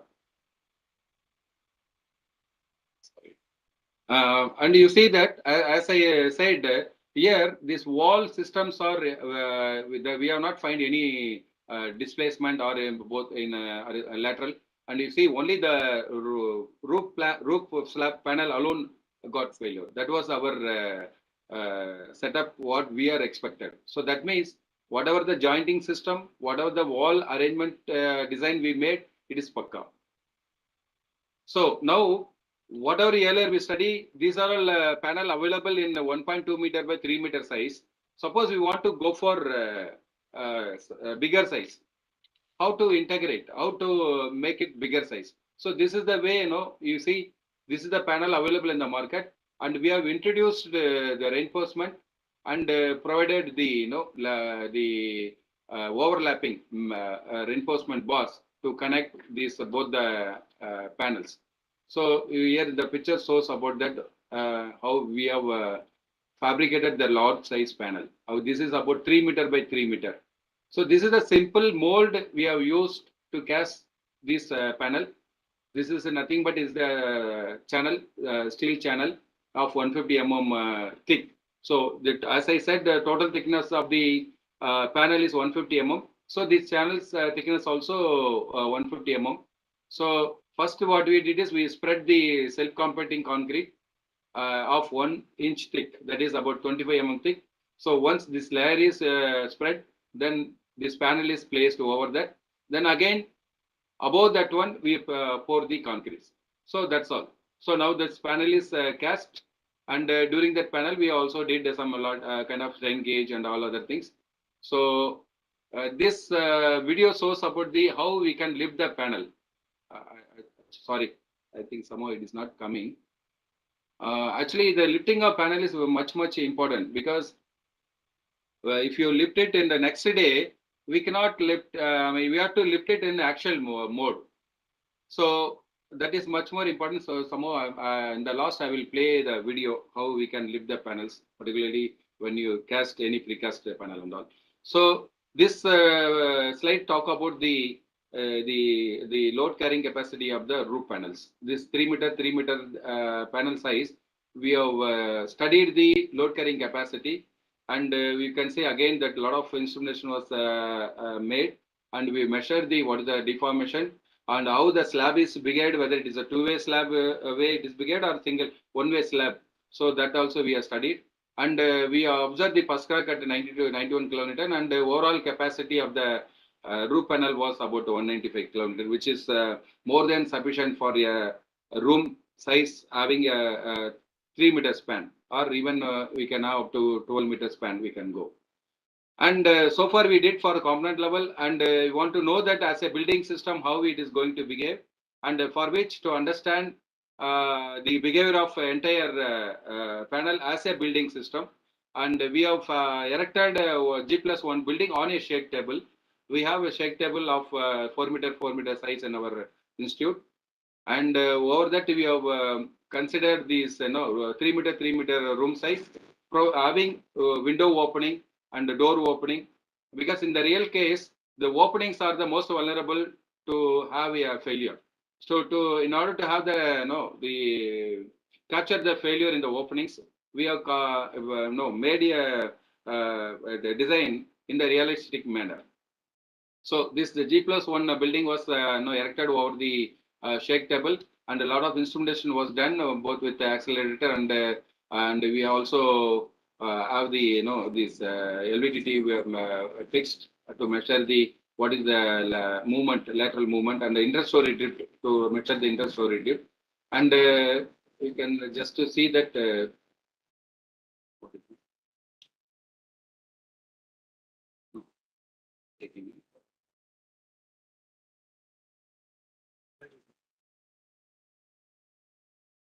Sorry, playing.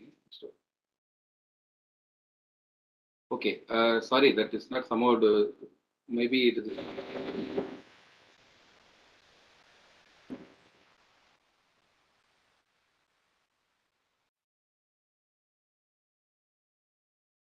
And we observed that the interstory overall drift was only 0.2% in y direction and 0.15% x direction. Actually, this we went up to 0.5 G. Actually, this different G correspond to a different zone. See, for example, 0.02 G acceleration we did that correspond to zone 2, and zone 5 correspond to 0.36 G. Even up to 0.36 G, the building was very safe. No cracks was noticed, and that's why we went to understand for our curiosity went up to 0.5 G. Even at 0.5 G, we could see only some kind of superficial crack, and structural aspect point of view, it was very strong.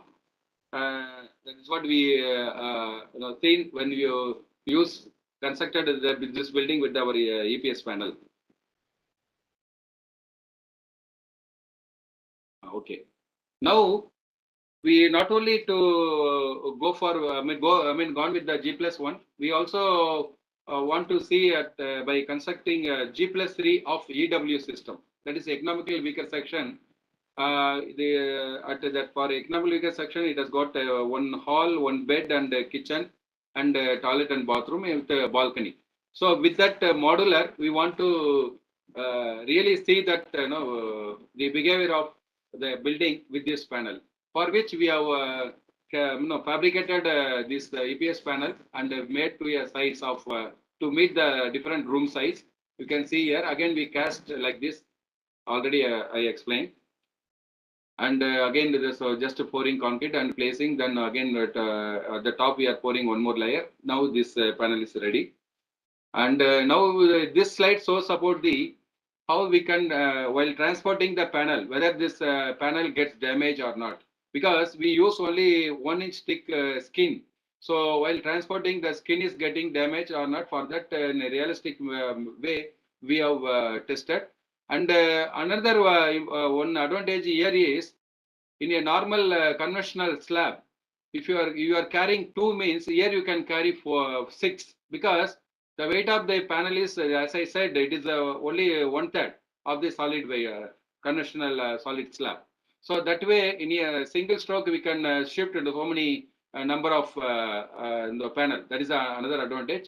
And here you can see that how you can load and unload the panel. So all kind of from the casting to the complete erection, we have did all kind of studies, to understand the what kind of problem we will be facing. So this is the assembly we did for G+3 building. So particularly in EPS precast panel, sequence of assembling of panel is very much important. So the pre-engineering is very much important. So you can see that how the panels are being erected. And you can see that now almost the G+4 is ready. Now, so once this G+3 building is completed, and we have applied a year, instrumentation, everything was done parallelly. And this 2 towers indicate the where these LVDTs are fixed to measure the lateral shift at a different story level. And we have testing facility at TTRS that is meant for mainly to study the high transmission prototype tower. So we have used that facility to pull this building at the at this level. So that means we are pulled this building at top floor level. Then we measure the drip, interstory drip. At the same time, we also measure the strain. Strain at a different loading level, both steel as well as in concrete. So now the building is ready and the load is pulled. You can see here the ropes are in tight kind of condition, and here you will get one noise. You can hear it.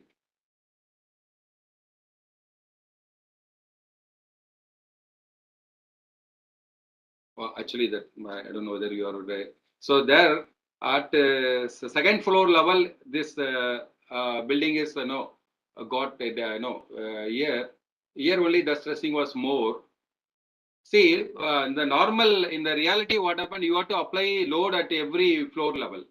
But why we applied at the top means you will have the failure mechanism. So, which zone the failure is taking place. Otherwise, what happened? When you apply, equally distribute the load at a different floor level.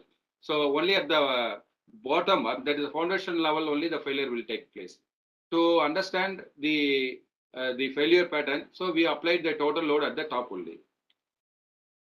So this slide shows about the just in idea about, suppose we want to start an industry, what will be the kind of machinery and tools are required, and how much lands are required, and what will be the manpower and raw materials required. Actually, this we estimated to produce 150 square panels per day, and this estimate is meant for a 1 month period. So that is what we have calculated. And we also constructed some demo building using this our EPS panel. So the first we did one crutch building at CLRA campus, and this building is nothing but whatever the building you saw, the test conducted over the shake table. So what we did is we cut into 2 pieces, and we have given in between the 2 unit. We have provided additional panel here, and we have come out with this demo building.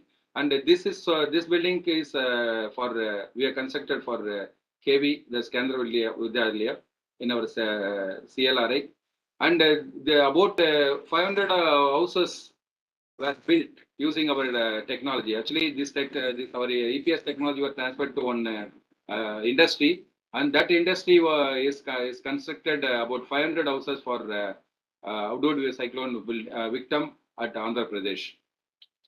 And this technology has been transferred to 3 industries. One is at Synergy Trillingston Mohali Chandigarh, and the second one is Consortium Techno Solution Private Limited Hyderabad, and level 9 Mohali Chandigarh. So any further details, I think you are always welcome to contact our director for further detailings. So with this, I will end. Thank you very much. If any question is there, I am ready to answer, or you can send it to the forum. So I will answer to all the questions. Thank you very much.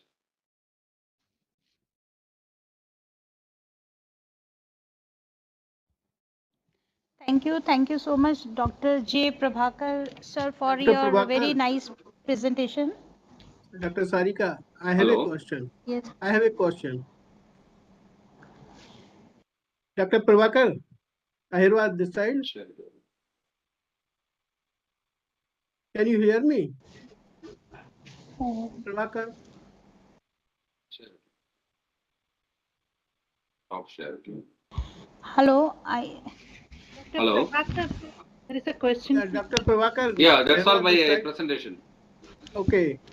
So I have a question, Dr. Prabhakar. Hello, are you able to hear me? Yes, yes. Hello. Yes, we can hear you.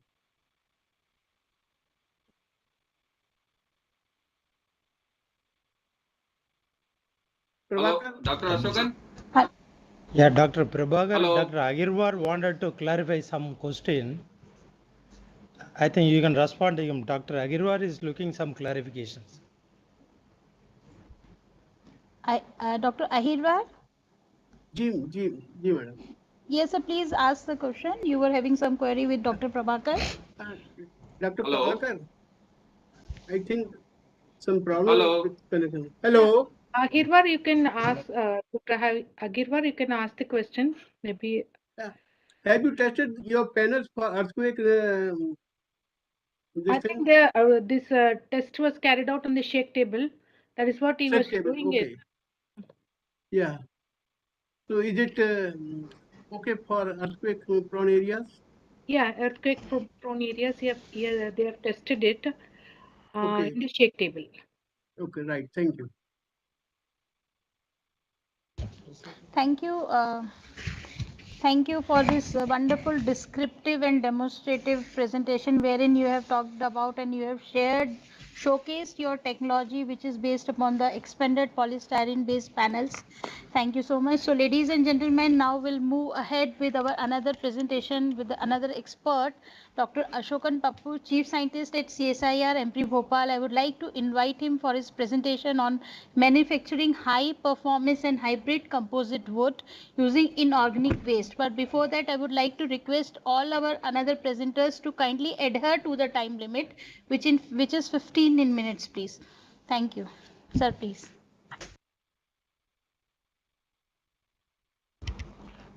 Thank you very much, Dr. Sarika. In fact, I will try to finish it within 15 minutes as you have indicated. I believe the slides are visible there. Yeah, I think the slides are visible there. Yeah, the topic of my presentation, rather it is not a presentation. Actually, essentially, I want to have some discussion or feedback from the participant. Because I understand that there are many entrepreneurs and many startups and many industries like the waste producer perspective as well as waste users perspective. What can be done, whatever research work we have done in the lab, how it can transform. So I believe many industries, they are there from MSME particularly. Your intervention is very important. When I am talking about a sustainable business opportunity, how it is going to work out. So the topic what I am saying, how to use the waste coming from the marble, granite and stone industry to make alternative product for timber or the wood. So especially here, the waste is a stream of waste coming from the marble, granite and stone, and through which once we have made the product and how we are going to create opportunity, which is having a multiple linkages for the economic growth as well as creation of employment and contributing to the our environment. Here you can see the marble waste. It is dumped in Udaipur region in the state of Rajasthan. This is the state of Rajasthan, where they use more than I think 1,500 number of industries are there. Only they will excavate, that is mining industry, that is different. Only the cutting, polishing and grinding, that unit, whatever the granite or marble or stone you use in your own home or in civil infrastructure, in a size of maybe like a bigger than the lorry size, they take a stone piece and then cut it with a single wire. Even the cutting wire thickness may not be even less than 0.5 millimeter thickness. 0.5 millimeter thickness wire cut this granite and stone. When once we see it is really very interesting. Similarly, this is a heap you are seeing like Himalaya and snowfall. It's basically the marble waste dump site. So from that marble waste, the bottom what you are seeing, the picture from the yellow color or red color and blue color, this is the product which we would be able to make it. Practically, I am not going to do any technical presentation. I will show some photograph. I will show some picture of the product, and I need a feedback. Though today you may not be having much time to interact. We have the panel discussion on 15th of July. There may be 2 to 4 p.m. similar time. I wanted the industries. So your intervention is very important. I look forward. The policymakers are there from the government and private and public sector. Your intervention is essential now to transform whatever the technology is there already in the lab, which has a potential, how we can realize and have benefit out of that. This is another marble or stone waste dumping site in the state of Madhya Pradesh. So we know there is a more than 20 million tons of the marble, stone and granite waste all over the country. Only marble waste. And the total waste I will not touch upon now. Now when we talk about the timber product or synthetic wood, so huge quantity of the wood is cut for even plywood industry as well as for the your teak wood industry or then wood furniture industry, huge material they use. That is a deforestation. That consequences you may be knowing. We have another session on climate change. And today morning we had a session on carbon-free India. So how we can have a material for civil infrastructure which will have a less carbon and in which we will not consume much carbon release. So in this, so the main focus is how we will utilize this waste stream and convert into a timber product or synthetic material. How we can work out a solution to the government mission on Clean India or Make in India or Skill in India or Clean India. So with these objectives, we have done extensive work and we have developed a new class of material and we have made in a pilot scale, not only in the lab scale. And we also transformed to one industry for commercial production. But now whoever this participant are looking at me at a different part of the country and I connect the initiative from Government of India, the policy makers, your intervention is essential now. Your S&T for transforming our S&T outcome to take to the society and the industry. And this is the product what you are seeing, the red color one. Yeah, this we can make this one at a different thickness, maybe of 4 millimeter thickness or 6 millimeter, 12 millimeter, 20 millimeter or 30 millimeter, even including your column and beam, we can make it out of this product. And this is a different other same product. For making this product, we can make a different color, texture and thickness and shape. These are all the different product. If you are looking for high strength product, having tensile strength similar to your concrete or brick. We can make high strength material, which can be used for wall panel, or you are looking for even the partition panel or floor panel or architectural cladding material, we can make it. And if you are looking for lightweight material for false ceiling, we can make for false ceiling material. And sometimes people look for a rough surface or highly glossy finish surfaces, we can make it of different color and thickness. And this is the panel product, and then the right side door is also made from this marble waste. Also, you know, the tin sheet or ceramic sheet or even the asbestos sheet, they are carcinogenic and currently not used. Due to many challenges with the traditional material, we have developed this roofing sheet where it has high thermal insulating characteristics. It will not transform your this heat, and it has better mechanical strength, and it has a potential to use for replacement for roofing purpose. And this is what you are seeing again, the Udaipur and Makarana marble waste dump site at Rajamand in Rajasthan state.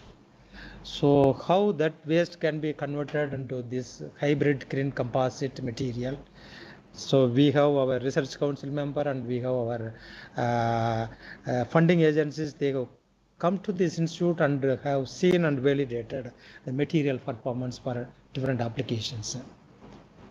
Practically for manufacturing this product is very simple. You need not to have a high-end process know-how. This is basically, you know, even normal temperature, even up to low temperature of 100 degrees centigrade, you can able to manufacture this product. And only 3 raw material is needed. One is your waste material. The second is a binding material, that is a polymer. The third is a textile for reinforcement. So you can use a natural textile or synthetic textile. So these are all the different product which we can make it. You see here the one which marble waste product and the stone waste material and the granite waste based materials. Here you can also make similar to your artificial granite or artificial marble for your modular kitchen. So these are all the different product made with different color and texture. And when I am talking about the partition panel or furniture, even 19 millimeter thickness material we can make it for using of your furniture. Whatever furniture you are using with your timber product, we can manufacture it. This is again the same material from different thickness and different color and texture. And the texture, I do not know that anybody has been exposed to such type of textured material for use. You all may be knowing in India, many smart cities are coming out. And even our countries in airport as well as in Delhi, many infrastructure is coming. Wherever you have been exposed to those infrastructure, so mostly people use the ceramic product for cladding as well as for even for paneling purpose. So we all know that how much ceramic manufacturing, how much temperature at 1600 degrees centigrade it is manufactured. The energy consumption you can imagine. So when we compare with the energy consumption of that ceramic product, so this product only at 100 degrees centigrade we can make it. So this where we are using for plastic replacement or FRP or glass fiber composite replacement or wood replacement or any synthetic wood like MDF or particle board or plywood, we can replace it. It is resistant to the termite, fungus and even fire and has many multifunctional applications. Now you see the architectural cladding panel, we can do all operation under texture, grinding, drilling, screwing, all operations can be done. The furniture made from the same materials as well as the architectural cladding panel what you are seeing.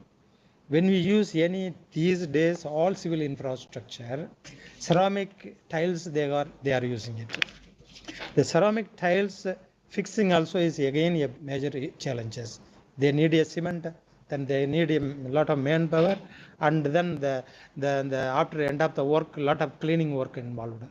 But in this, once you have made even brickwork or some cases, this itself can be used as a external and interior walling. So only by screwing, you can install it. And whenever you need any color you want to change, you can also change. Or if you wanted to have a permanent fixture for almost more than 30-40 years, it will retain. And these are all the architectural cladding panel.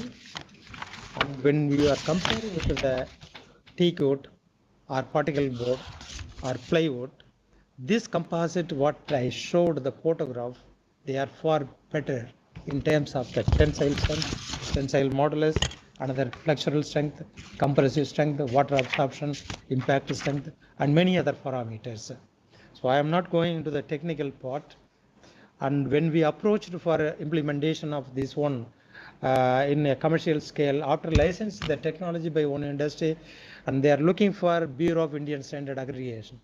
And according to IS 303 1989, now we have tested it and we have confirmed that this product is comply with the BIS standard. Now the accreditation of BIS standard is in progress and going on. And this product, we have filed a patent in almost 18 countries, and where countries from United States, Brazil, Canada, China, Germany, and Malaysia, Spain, France, and India, they have already approved and granted the patent. And we look for a better time to come to have many more industries in this area. These are all the different furniture product made from this marble, granite, and stone waste. When we talk about the cost and the price is cheaper than the teak wood, and when we compare with the plywood or MDF board, they are even almost similar. Now the question is, when we talk about even sandwich product of 4 millimeter or 12 millimeter or 18 millimeter or 30 millimeter, what is the product available in the market? When we compare with the price, and the price of our product is almost similar.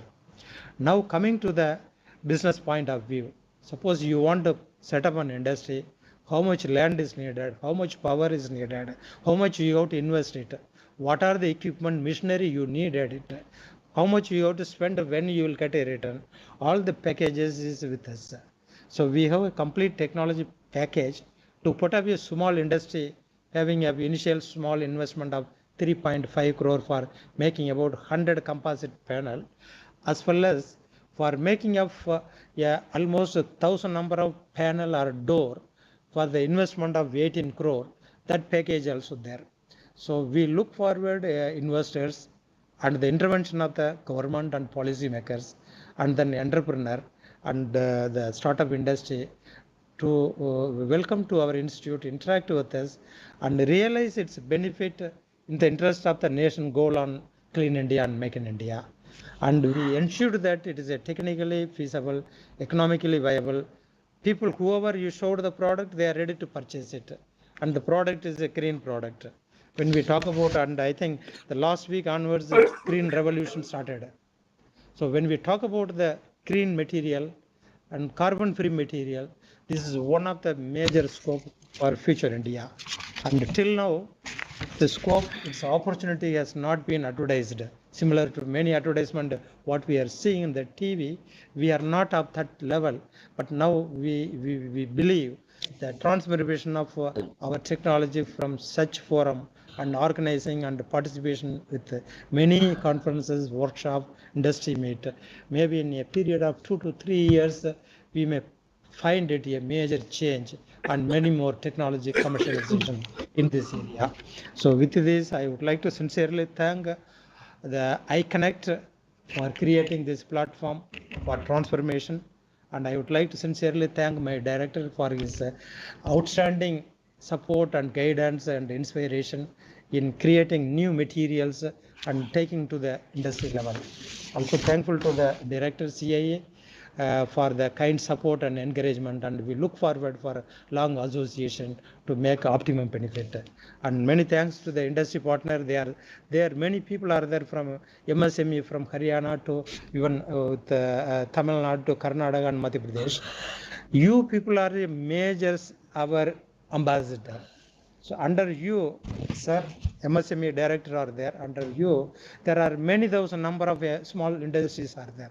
We wanted your intervention, your state government intervention to take this technology for commercial production and realize optimum benefit when we talk about Atmanirbhar Bharat.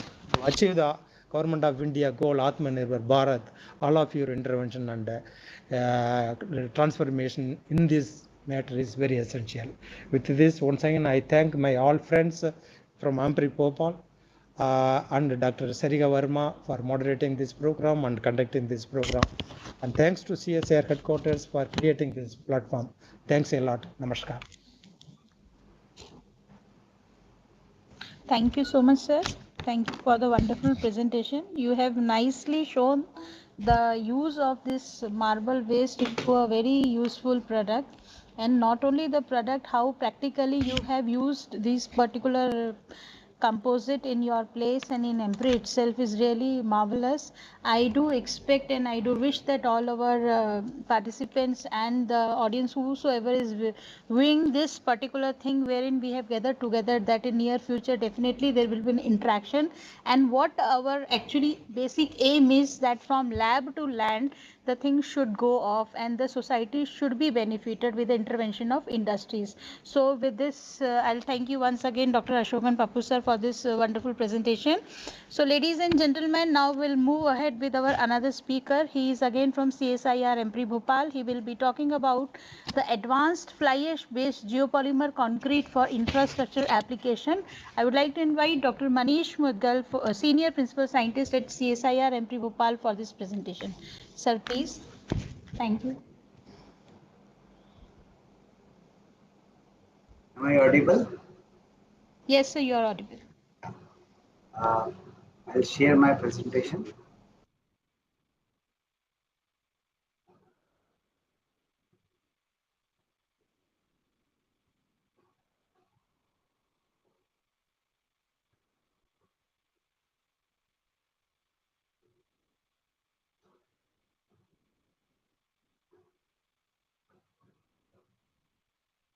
Just I'm sharing.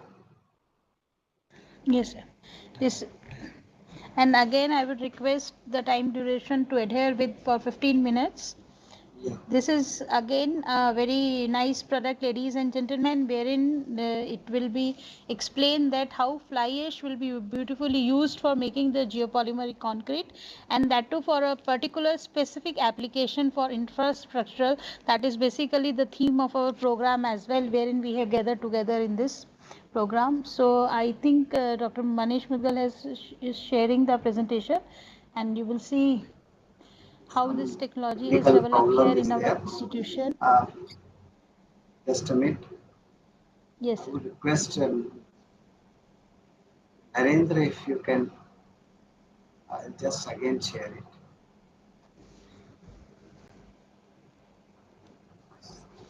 Some problem. Share it. Connecting. It's showing connecting. Is it visible? No, sir, it's not visible, I think.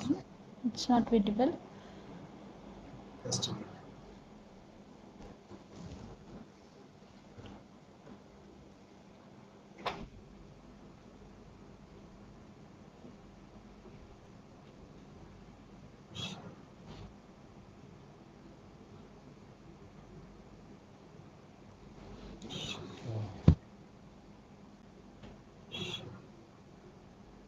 So maybe I think, Dr. Ashokan, I'll come to that particular place. Yeah. I'll come to that place. It will be, yes, sir. If you can come to here we can have the presentation. So, ladies and gentlemen, sorry for a bit inconvenience, which I think caused because of internet glitch or something else, but yes, meanwhile he'll be coming over here and from here. If I think we have another speaker, if he is ready, is prepared, Dr. A.K. Sinha, from CRRI for the next presentation. If he is present, Senior Principal Scientist Dr. A.K. Sinha. If he is ready, we request him to kindly present his presentation, or else we can wait for Dr. Manish Mudgal to come and have the uploading of the presentation here. Dr. A.K. Sinha, please, are you there, sir? Yes, I am there. Yeah. Can I share? I am audible. Yes, sir. Yeah. You can share the title. I like to share for sir is utilization of Xerofix for road embankment construction. So I would request Dr. A.K. Sinha to kindly have his presentation in another 15 minutes. Sir, please, you can start and share the presentation.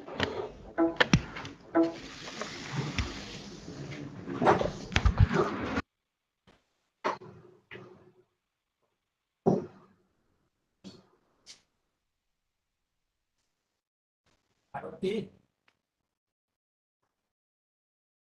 Yeah.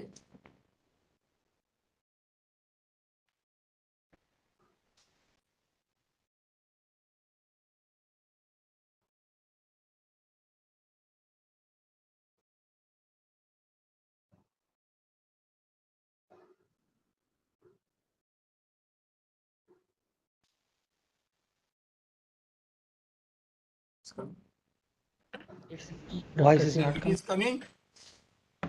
Yes, sir, it's coming, but we can start from the first presentation. I think it's a conclusion you are showing.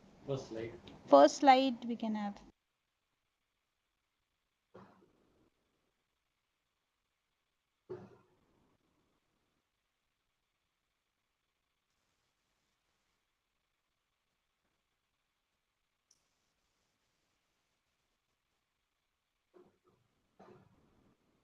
Now it is okay. Yeah, now it's okay, sir. You can start now, please. Good afternoon. Myself, Dr. A.K. Sinha from CSIR CRRI. Directly, I will present the topics utilization of Xerofix waste materials for embankment construction with CSIR CRI experiences. Xerofix is a waste material generated from zinc industries, and from this you can say zinc ores deposit.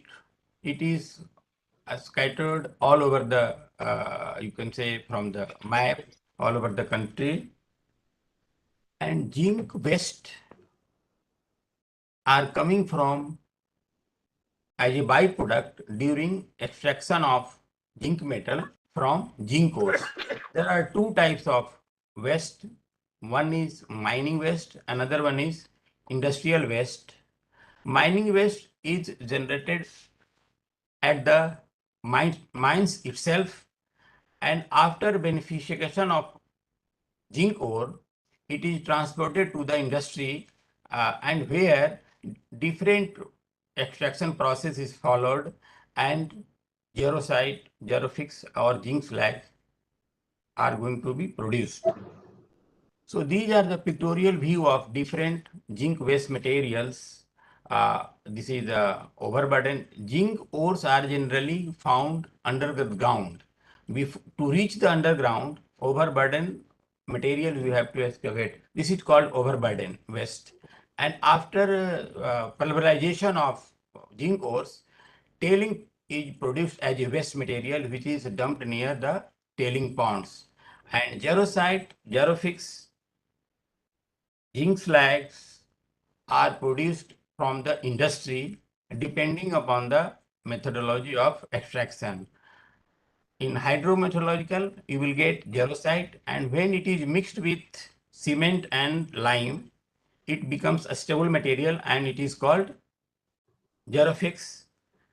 And when pyrometallurgical process adopted, then zinc slag, depending upon the quenching of water, granulated zinc or coarser materials, sand size particles, zinc slag is produced.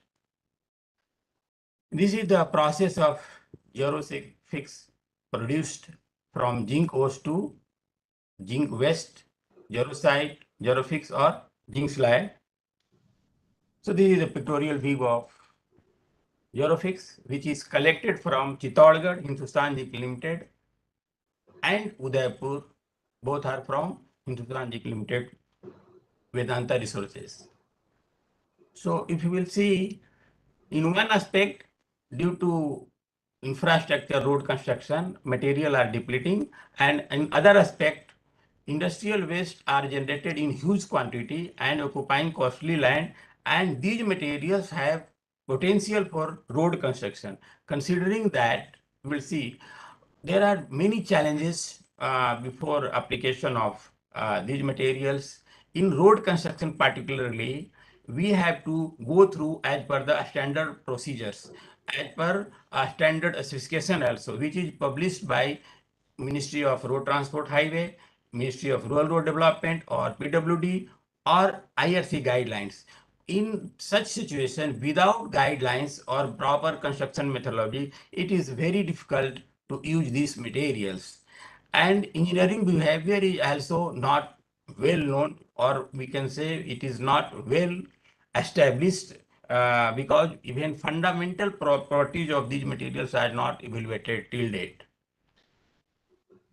So jarofix was collected and detailed study was carried out at CSIR CRRI for the construction of embankment, subgrade, subbase and base, soil cover, or as a retained field for replacement of conventional soil and aggregate materials. Jarofix was studied alone or jarofix mixed with mechanically stabilized with soil or other materials like also studied with chemical stabilization jarofix with different percentage of cement. Whole methodology was bifurcated in two stages: laboratory study and field study. In the laboratory study, complete characterization was carried out, physical, chemical, geotechnical characterization pertaining to soil, pertaining to road construction materials. Mechanical, chemical stabilization was carried out, and then after that, design stability analysis of embankment using jarofix was carried out, and then performance study was carried out in the laboratory physical model. After laboratory characterization and study, field construction was also completed using jarofix in different layers. After that, economic analysis, environmental feasibility, and 3 years performance monitoring was carried out of jarofix embankments. In the sequence of studies, first of all, to know the hazardous nature of the materials, we have to go through TCLP test for chemical analysis. After getting non-hazardous nature, this material can be used as a road construction materials. Engineering property was determined as per the standard procedures, and performance in the laboratory was also carried out in the model study. After getting all information, IRC accreditation is required. So this material was accredited by Indian Road Congress, and after accreditation of these materials, performance of this material was carried out for 3 years as a pilot project, and then development of guidelines by IRC with the help of CRI is going on. Jarofix used as a road materials in different layers, for example, embankments. So these are the properties should be determined for embankment construction. As a subgrade material, these properties should be evaluated, and for subbase and base, these materials UCS or WT test were carried out as per guidelines of Ministry of Road and IRC. So physical characterization, ACM, XRD, all tests related to physical test and chemical was carried out. These are the properties. And through TCLP tests, it was knowing that heavy metal concentration are within the permissible limit as per Ministry of Forest Climate Change guidelines. So these materials can be used as a road construction materials. Other geotechnical parameters pertaining to soil, pertaining to jarofix, used as a embankment materials was also carried out, and these are the properties. And if you will see It is a sealed size materials and having slightly less density relative to conventional soil, and its shear strength behavior is similar to silty soil, fly ash, or even sandy soil also. So we, from the engineering property view, we can say it is a suitable materials. Xeropix was stabilized with different percentage of soil or different percentage of cement also. It was stabilized with cement and soil for increase the properties of, to improve the properties of Xeropix for application in higher upper layer of road construction as a sub base or stabilized base layer. So these are the stability analysis of the embankment, typical embankment of 3-meter height. And laboratory physical model was also carried out to know the performance of the Xeropix material as a embankment materials, and different parameters were studied.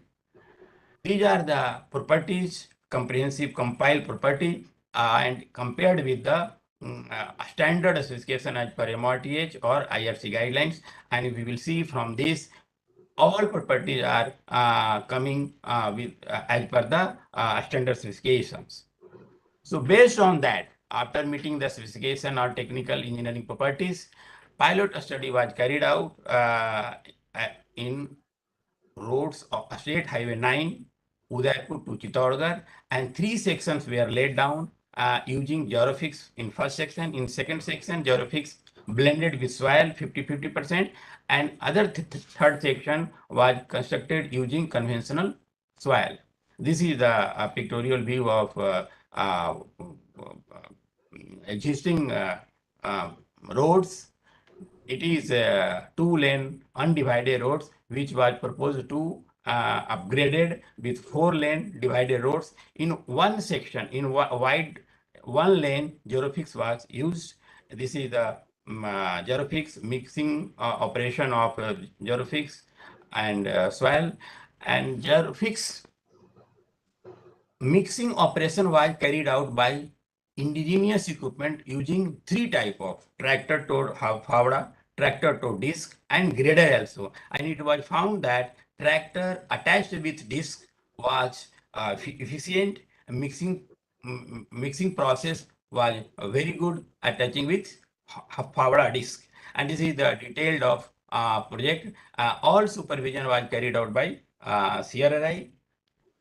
And during the construction, different parameter, density, CBR, moisture, gradation, moisture, all those things were carried out during the construction using plate load test, DCPT test, and this is the settlement graphs. And after construction of whole construction of the embankments, performance monitoring was carried out for 3 years by visual condition survey, measuring cracks, rutting, pothole leveling, structural performance measuring by deflection and modulus elasticity, functional behaviors, and settlement measurement. Economical analysis was, environmental assessment was also carried out. This is the pictorial view of the construction of road using Xeropix, and roughness measurement by stick and deflection by Winkelmann. Rutting depth was calculated here, and settlement was also measured. So if you'll see for 3 years, if you in 11, 12, and 13, you will see behavior of Xeropix and stabilized with soil section comparable with the soil section. This is the deflection behavior of all 3 sections. This is the roughness behavior of all 3 sections. For knowing the settlement of the embankment, Xeropix embankments, pillars were installed at the top of the embankments, and with the respect of time, with respect to time, settlement was measured, and it was found that settlement is within the permissible limit. So for environmental assessment, in upstream and downstream of the experimental test section, samples of water and soil were Request to mute the mic from the audience, please. From the upstream and downstream section, samples of soil and water was collected, and to know the leachate condition of the groundwater pollution, ECLP test was carried out. Under the embankment during the construction, HDP pipe, perforated HDP pipe wrapped with geotextile membrane was installed during the construction of embankment under the Jarofix embankment and Jarofix soil embankments, and it was connected with a tank. And this is the ECLP results after collection of samples from tank 1 and tank 2, and it was compared with the ministry guidelines, and we can say leachate heavy metal concentration is within the permissible limit from both embankment, Jarofix embankment, as well as from Jarofix and soil embankments. So economic analysis was also carried out comparing with local soil charges, and it was found that around rupees 4.5 lakhs can be saved single road 1.5 meter embankment construction. So this is the you see, for Jarofix, it is moisture content is available at almost optimum moisture content. So major benefit using Jarofix is there is no requirement of water during the compaction. While if you will see on the other hand in soil during the compaction, a sprinkling of water is needed. So you can see relative to soil, Jarofix is economical materials for road construction. Even though after complete pilot study, it was very difficult to convince the stakeholders, PWD, NHI people, state PWD, contractor. So what we have carried out in the Chittorgarh Hindustan Zinc Limited workshop was arranged to convince the stakeholders. After workshop, one-to-one contact was carried out at the site on the contractor side, and then convincing was carried out.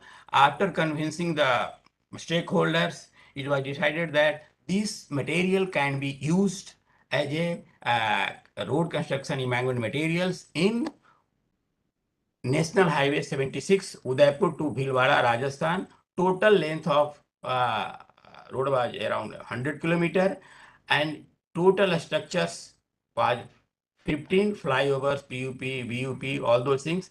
As a retained field, it was decided that this material can be used in 15 flyovers of approach road.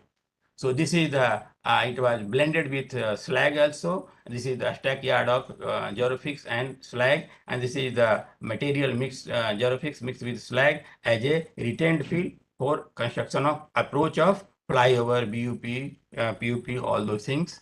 And this is during the construction also here also perforated HDP pipe wrapped with geotextile membrane was placed nearby the median and connected with the tank for leachate collection. This is the top view of the approach of Jarofix embankments, and after construction of the whole 15 flyovers approach road, performance study is being carried out. First set of performance study is already completed. Another section, now it is it is going to be started Jarofix as a retained field under the project of Bharatmala project, and which is New Delhi to Vadodara, and total length of about 50 kilometer, 8-lane carriageway. Average embankment height is around 4 meter, and likely to estimated Jarofix consumption is around 5 lakh tons. This is the virgin compacted proposed alignment, 8-lane carriageway. Dr. Sina, we would request you to kindly expedite your presentation, please. Just due to constraint of time. Only one minute. Okay, thank you. This is the ROB, and now this is the already stacked Jarofix at the site. One layer of Jarofix was already completed, and based on this study, CRRI get IRC combination certificate and received a Scotch award in 17, CRDC award in 18, And now we can say Geofix can be used as a magma material, subgrade material, or as a retained fill, and it will reduce the construction cost also. It will reduce the pollution, all those things, and it is a suitable material as good as silty soil, or we can say alluvial soil, or we can say dilly soil. Now, thanks. My presentation is over regarding the Geofix application of as a road management material. Thanks. Thank you, Dr. Sina, for the wonderful presentation. You have shown the practicality aspect of the unique type of a waste that is your Xerofix for the road and other applications. You have shared 2 case studies where it is practically being used. Thank you so much once again for the wonderful presentation. Now, ladies and gentlemen, here we are with our last speaker with us. He'll be sharing his presentation on advanced fly ash based geopolymer concrete for infrastructure applications and red mud based radiation shielding concrete. For that, I would like to invite my colleague Dr. Manish Mudgal, Senior Principal Scientist at CSIR EMPRI Bhopal, for his presentation. He is there with us and he'll be sharing the presentations with you. Good afternoon. Am I audible? Yes, respected Dr. Anish Kumar Srivastava, Director of CSIR Bhopal, Director SERC Chennai, Dr. Anandavali, Dr. Basu Saab, Director IMMT Bhubaneswar, Dr.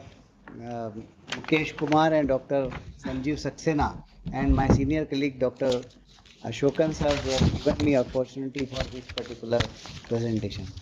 And my colleague is sitting here, Dr. Sarika Verma. She is always with us for this particular.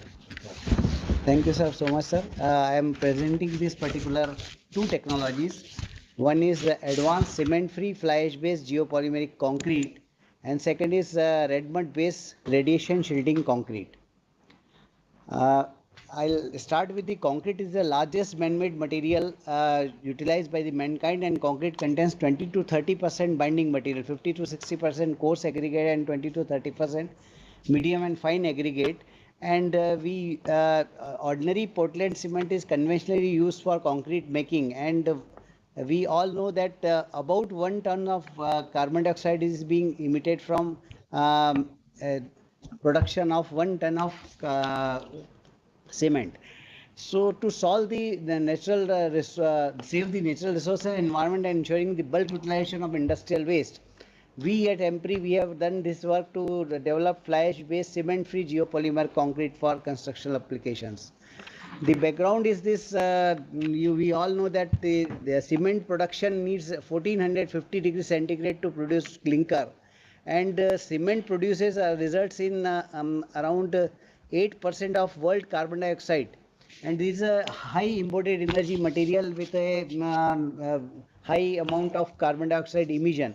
It's not an environment friendly, it's a energy intensive process. So we have worked on fly ash. That fly ash is a waste means byproduct developed from thermal power plants, and we in India we are generating 226 million tons of fly ash per annum, and it has a fine particle size distribution, combination of glassy and crystalline phases, and pozzolanic characteristics. Because of that, we have chosen that, and this figure from 226 million tons per annum came from the report of Central Electricity Authority, New Delhi, 2020.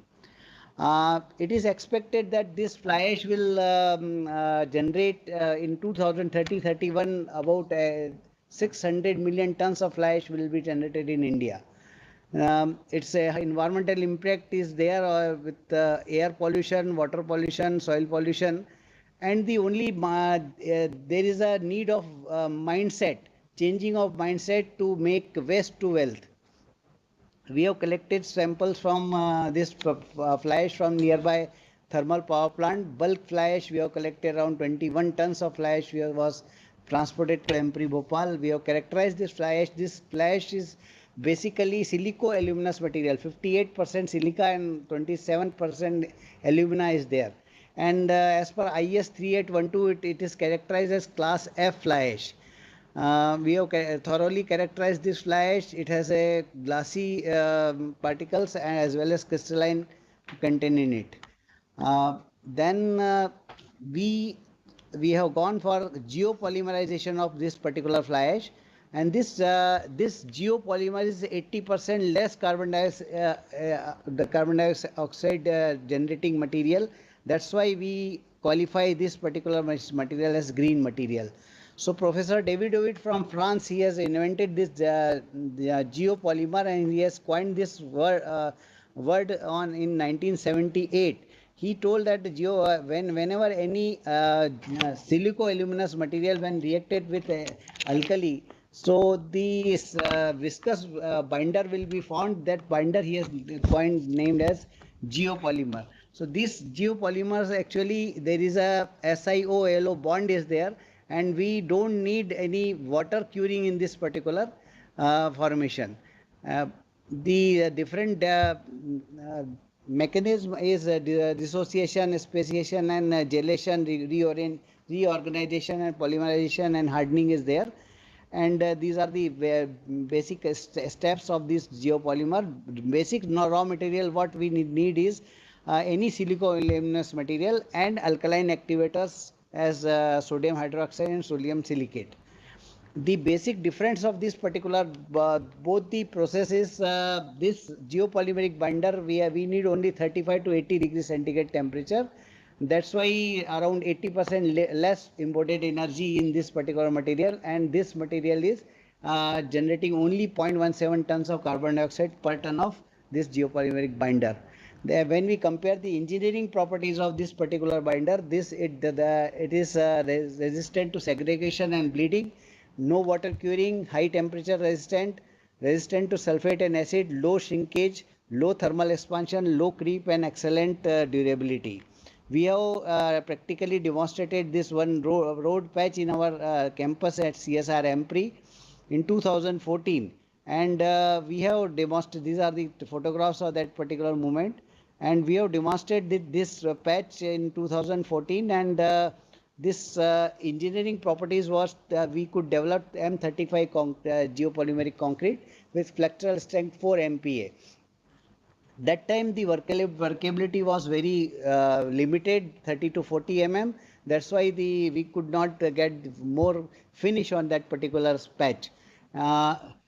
Whereas we have worked very hard on that in these aspects, and from 2014 we have worked up to 2017, and we the next demonstration from lab to land we have done at All India Institute of Medical Sciences at Bhopal in 2019. These are the photographs, and that this time we could develop super plasticizer for this particular concrete, and we could develop the slump of 100 to 150 mm, and this time also we have developed M35 geopolymer concrete, and flexural strength was 4.2 MPa. And this particular patch of road what we have demonstrated at AIIMS Bhopal, this is rigorously used on live traffic. क्या एक minute हो गया,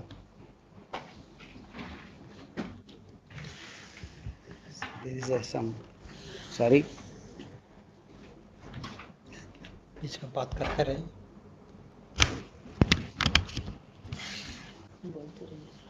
yeah, this particular patch we have done the performance studies after the demonstration.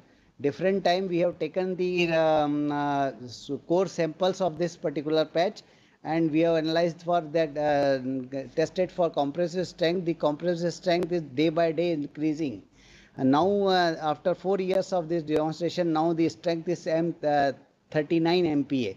And physically we have done the performance evaluation. The crack pattern is also, cracks are very minimal in this particular patch of road, whereas it is continuously used under live traffic. The major raw material required: fly ash, alkaline activator, conventional coarse and fine aggregate, plant equipment, machineries, concrete mixer plant, vibrator, and conventional construction tool. What is required for any cement concrete road? Limitation of this process is low workability and minimum required ambient temperature is 35 to 40 degrees centigrade. Still, we are working on that, and we need trained manpower to handle this particular alkaline activators to be involved in this particular work. And salient technical features: bulk utilization of class F fly ash, 80% less carbon dioxide emission, obviates the need of water curing, energy efficient process, can be used by conventional machinery, increased productivity productivity as strength is achieved in about only 7 days as compared to 28 days required for cement concrete system. And it is an initiative under Atmanirbhar and Swachh Bharat program of Government of India. We have got 3 US patent granted on that, and 1 US patent we have filed on in February 2021. This is the coverage from media. The fly ash se bani sadak cement se ज़्यादा मजबूत. And apart from this road application, we have developed high strength paving blocks of this particular concrete. 50 MPa paver blocks with 50 mm thickness can be developed with this particular concrete. We have worked for small structure also developed in our premises, and still for structural application lot of work has to be carried out. This is the first structure of geopolymer concrete, which was shown by Professor David Ovid in his presentation in 2013. The excellent durability, why I am telling that it has been reported that the Egypt pyramids were made by the similar type of geopolymeric material. So this is the one technology I told you about that. This technology is now ready for technology transfer and we are in touch with Ministry of Road Transport and different industries for this technology transfer. Then second technology I am talking about, this is a development of advanced radiation shielding concrete utilizing industrial waste. In this particular technology, I am targeting the present demand of radiation shielding aggregate and concrete. So at present we have 6 nuclear power plants, and Government of India has accorded approval for 5 new nuclear power plants with 11 reactors, and the huge demand of since this hematite ore as aggregate is there for construction of for making heavy density concrete.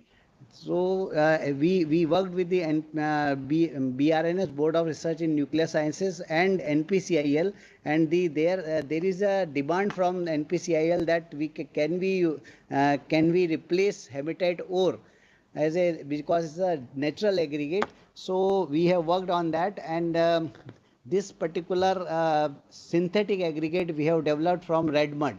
So red mud is an aluminum industry waste. We are generating around 9 million tons of red mud in India per annum. And when we analyze this particular red mud, this red mud contains iron around Hindalco red mud we have collected. There is 34% iron oxide and 16% titanium oxide is there. So these two elements are responsible for radiation shielding, and this we have thoroughly analyzed this particular red mud, and this red mud, bulk red mud we have collected from Hindalco. 15 tons of red mud was transported to CSIR Empri, and we have developed synthetic aggregate of using this particular red mud. When this synthetic aggregate what we have developed, when we analyze that this particular synthetic aggregate contains phases, the barium iron titanium silicate that is responsible for radiation shielding basically.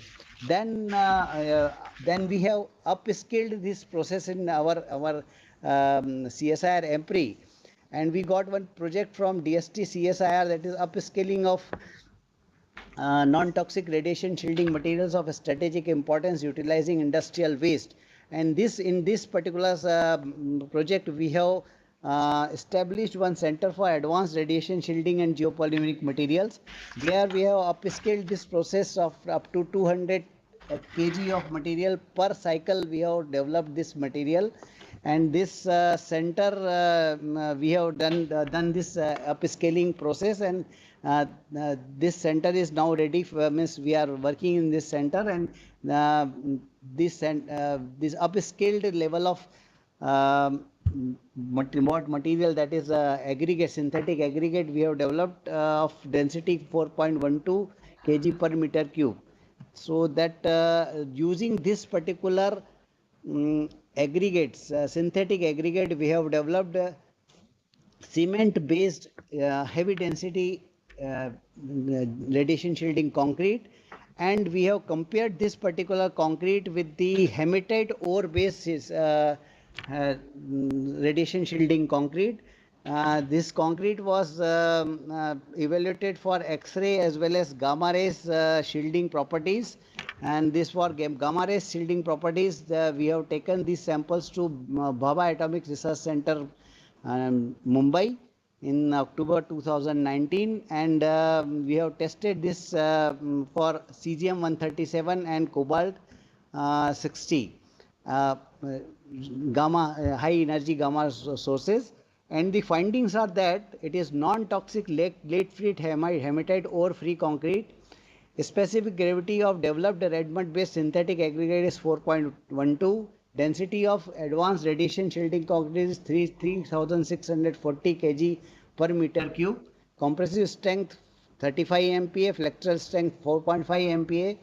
Shielding high energy gamma rays. Attenuation factor for gamma rays source for cesium-137 and cobalt 60. What we got is 10 to 12% higher than hematite ore based conventional concrete. What NPCIL is making for, means developing for existing nuclear resources. So application spectrum of this particular concrete is development of developed radiation shielding concrete having gamma ray shielding properties, can have application for nuclear power plants, bunkers for strategic sector, and medical diagnostic installations.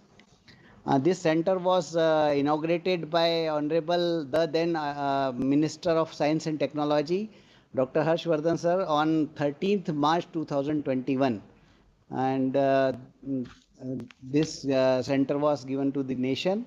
And this particular center is objective is upscaling of technology in the area of radiation shielding and geopolymeric materials utilizing industrial waste for extending technological support to Indian industries.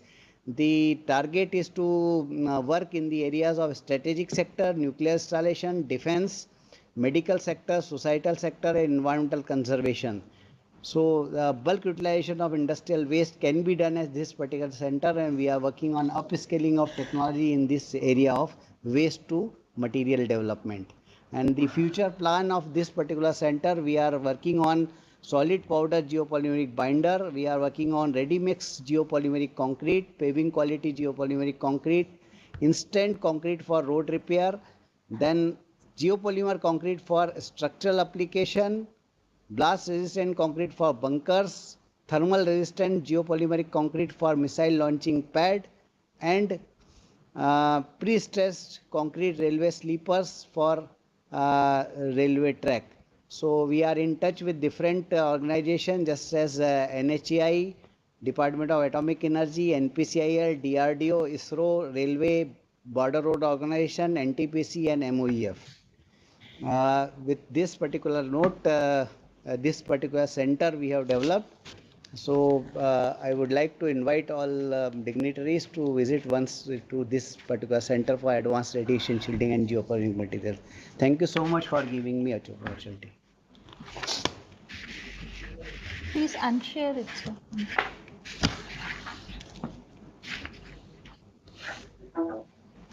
Thank you so much, Dr. Manish Mudgal, for such a nice presentation. Thank you so much once again, Dr. Manish Mudgal, for such a nice presentation. Ladies and gentlemen, here in this particular presentation, we have seen that two different type of a waste, that is a fly ash and the red mud, how beautifully they have been converted into the concrete, and these concretes are useful in the structural application and of course for different phenomenon, different sectors as well, like for the fly ash it is for the road geopolymeric concrete it has been converted, and parallelly the red mud has been converted into the radiation shielding concrete. We do hope that this center is will be doing much more type of applications in the near future, and we invite you all in our premises. The center is there, all the facilities, excellent expertise, infrastructure, everything. I am very sure that with this, with our audience seeing the utilization of this waste will definitely be useful in the society. So ladies and gentlemen, now in these presentations right from the program it has been started, we have seen that basically this we have focused upon the different type of a waste, mainly the fly ash, mainly the marble waste, mainly the zinc waste, mainly the red mud, and of course about the steering panels that has been used. Our speakers have talked about the utilization of the waste wherein in NTPC they are working, also steel slag and different type of waste. Like I am sure that under this single umbrella from the afternoon we have started the program with, we have seen the practical utilization, transferring of this waste. Actually it is not a waste, as our sir has rightly said, plenary speaker, that it is basically a byproduct, and how beautifully we have been converting these different type of a byproduct in different application, and so that this utility can be more widen, broaden up. This is actually the theme and the aim of our program. So now to have the continuity of the program, I would like to invite Dr. Rajneesh K. Gupta. He is a principal scientist from our CSIR headquarters, to kindly propose the vote of a thanks and to share the closing remark of this program that we have started from the afternoon. Dr. Gupta, please. Sarika. Thank you. Good afternoon, everyone. Yeah, first of all, on the behalf of organizing committee organizers of this iCEN Connect event, I congratulate the entire team and the participants. First of all, I shall like to thank Ministry of Science and Technology and Ministry of Earth Science for giving us a wonderful platform to share our views, to meet, to connect with various stakeholders like industry, academia, MSME, and students, teachers, various stakeholders of such ecosystem. Next, I shall like to thank our chief guest, Dr. Mukesh Kumar, Director, SM Steel Technology Research Institute, SMPTI, for his enlightened talk on the various waste mitigation technologies in steel industry and the various practices being followed. I also thank Mr. Sajeev Saxena, GM NTPC Vindhyachal, for his delightful talk and for practices in power plant industries, thermal power plants. I thank CSI directors, our theme director, Dr. N. Anandavalli, Director IIMT and special guest of today's, Dr. Professor S. Basu, and Director MT, Professor Avnish Shrivastava, for their guidance, cooperation, and support, and to conduct this event so successfully. I thank all the panel speakers of today's event, Dr. J. Prabhakar of SCRC, Dr. Shokan Pappu, Dr. Manish Mudgal, and Dr. A.K. Sinha for very nicely capturing and telling us about the CSI technologies in the theme of today's event. Then I thank Dr. Ashokan Pappu and Dr. Sarika Verma and his entire team for so nicely conducting this program, to connecting so many stakeholders and giving wide publication and connecting the event with so many stakeholders so that it can be purposeful and useful. I thank all the participants from industry, from MSME, from big industries, academia, students, teachers, for their, and CSI scientists and colleagues for their participation and making this program successful. As our chief guest also pointed out, that for maximum benefit of the technologies developed by R&D Institute, it is important that all three pillars like R&D institutes, academia, and industry should come together. And this is one of the platform.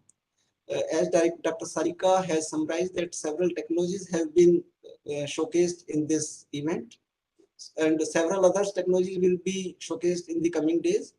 I request the participating industries and other stakeholders to please contact us in the interested technologies. They can either contact Program Coordinator Dr. Shokan Pappu or CSR headquarters.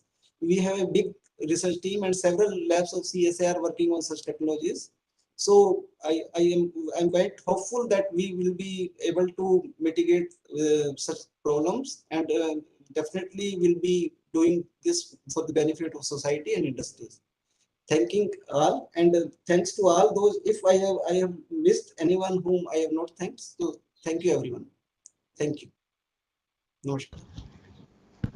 Thank you so much. Thank you, Dr. Gupta. You have rightly said this platform is basically what we expect from the participants. Actually, why we are sitting under a single umbrella is to have the vision that whatever we have developed in the lab, whatever the expertise of the industry and with academia, we will interact and we'll have the better dissemination of this all these different type of technologies. So with this, ladies and gentlemen, we would like to end this today's program with a wish to have to meet with you in our another 3 days remaining program.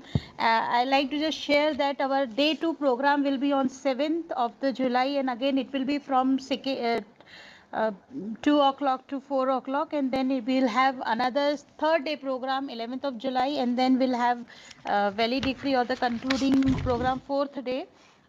4th and the 5th will be on 14th and 15th of the July. So with this, I would thanks all of you once again for your participation and for the patient listening and for to be in this program and to make this particular one day inaugural program successful. Thank you to all of you once again. Thank you so much. Thank you. Now, formally we can complete this, we can close this event.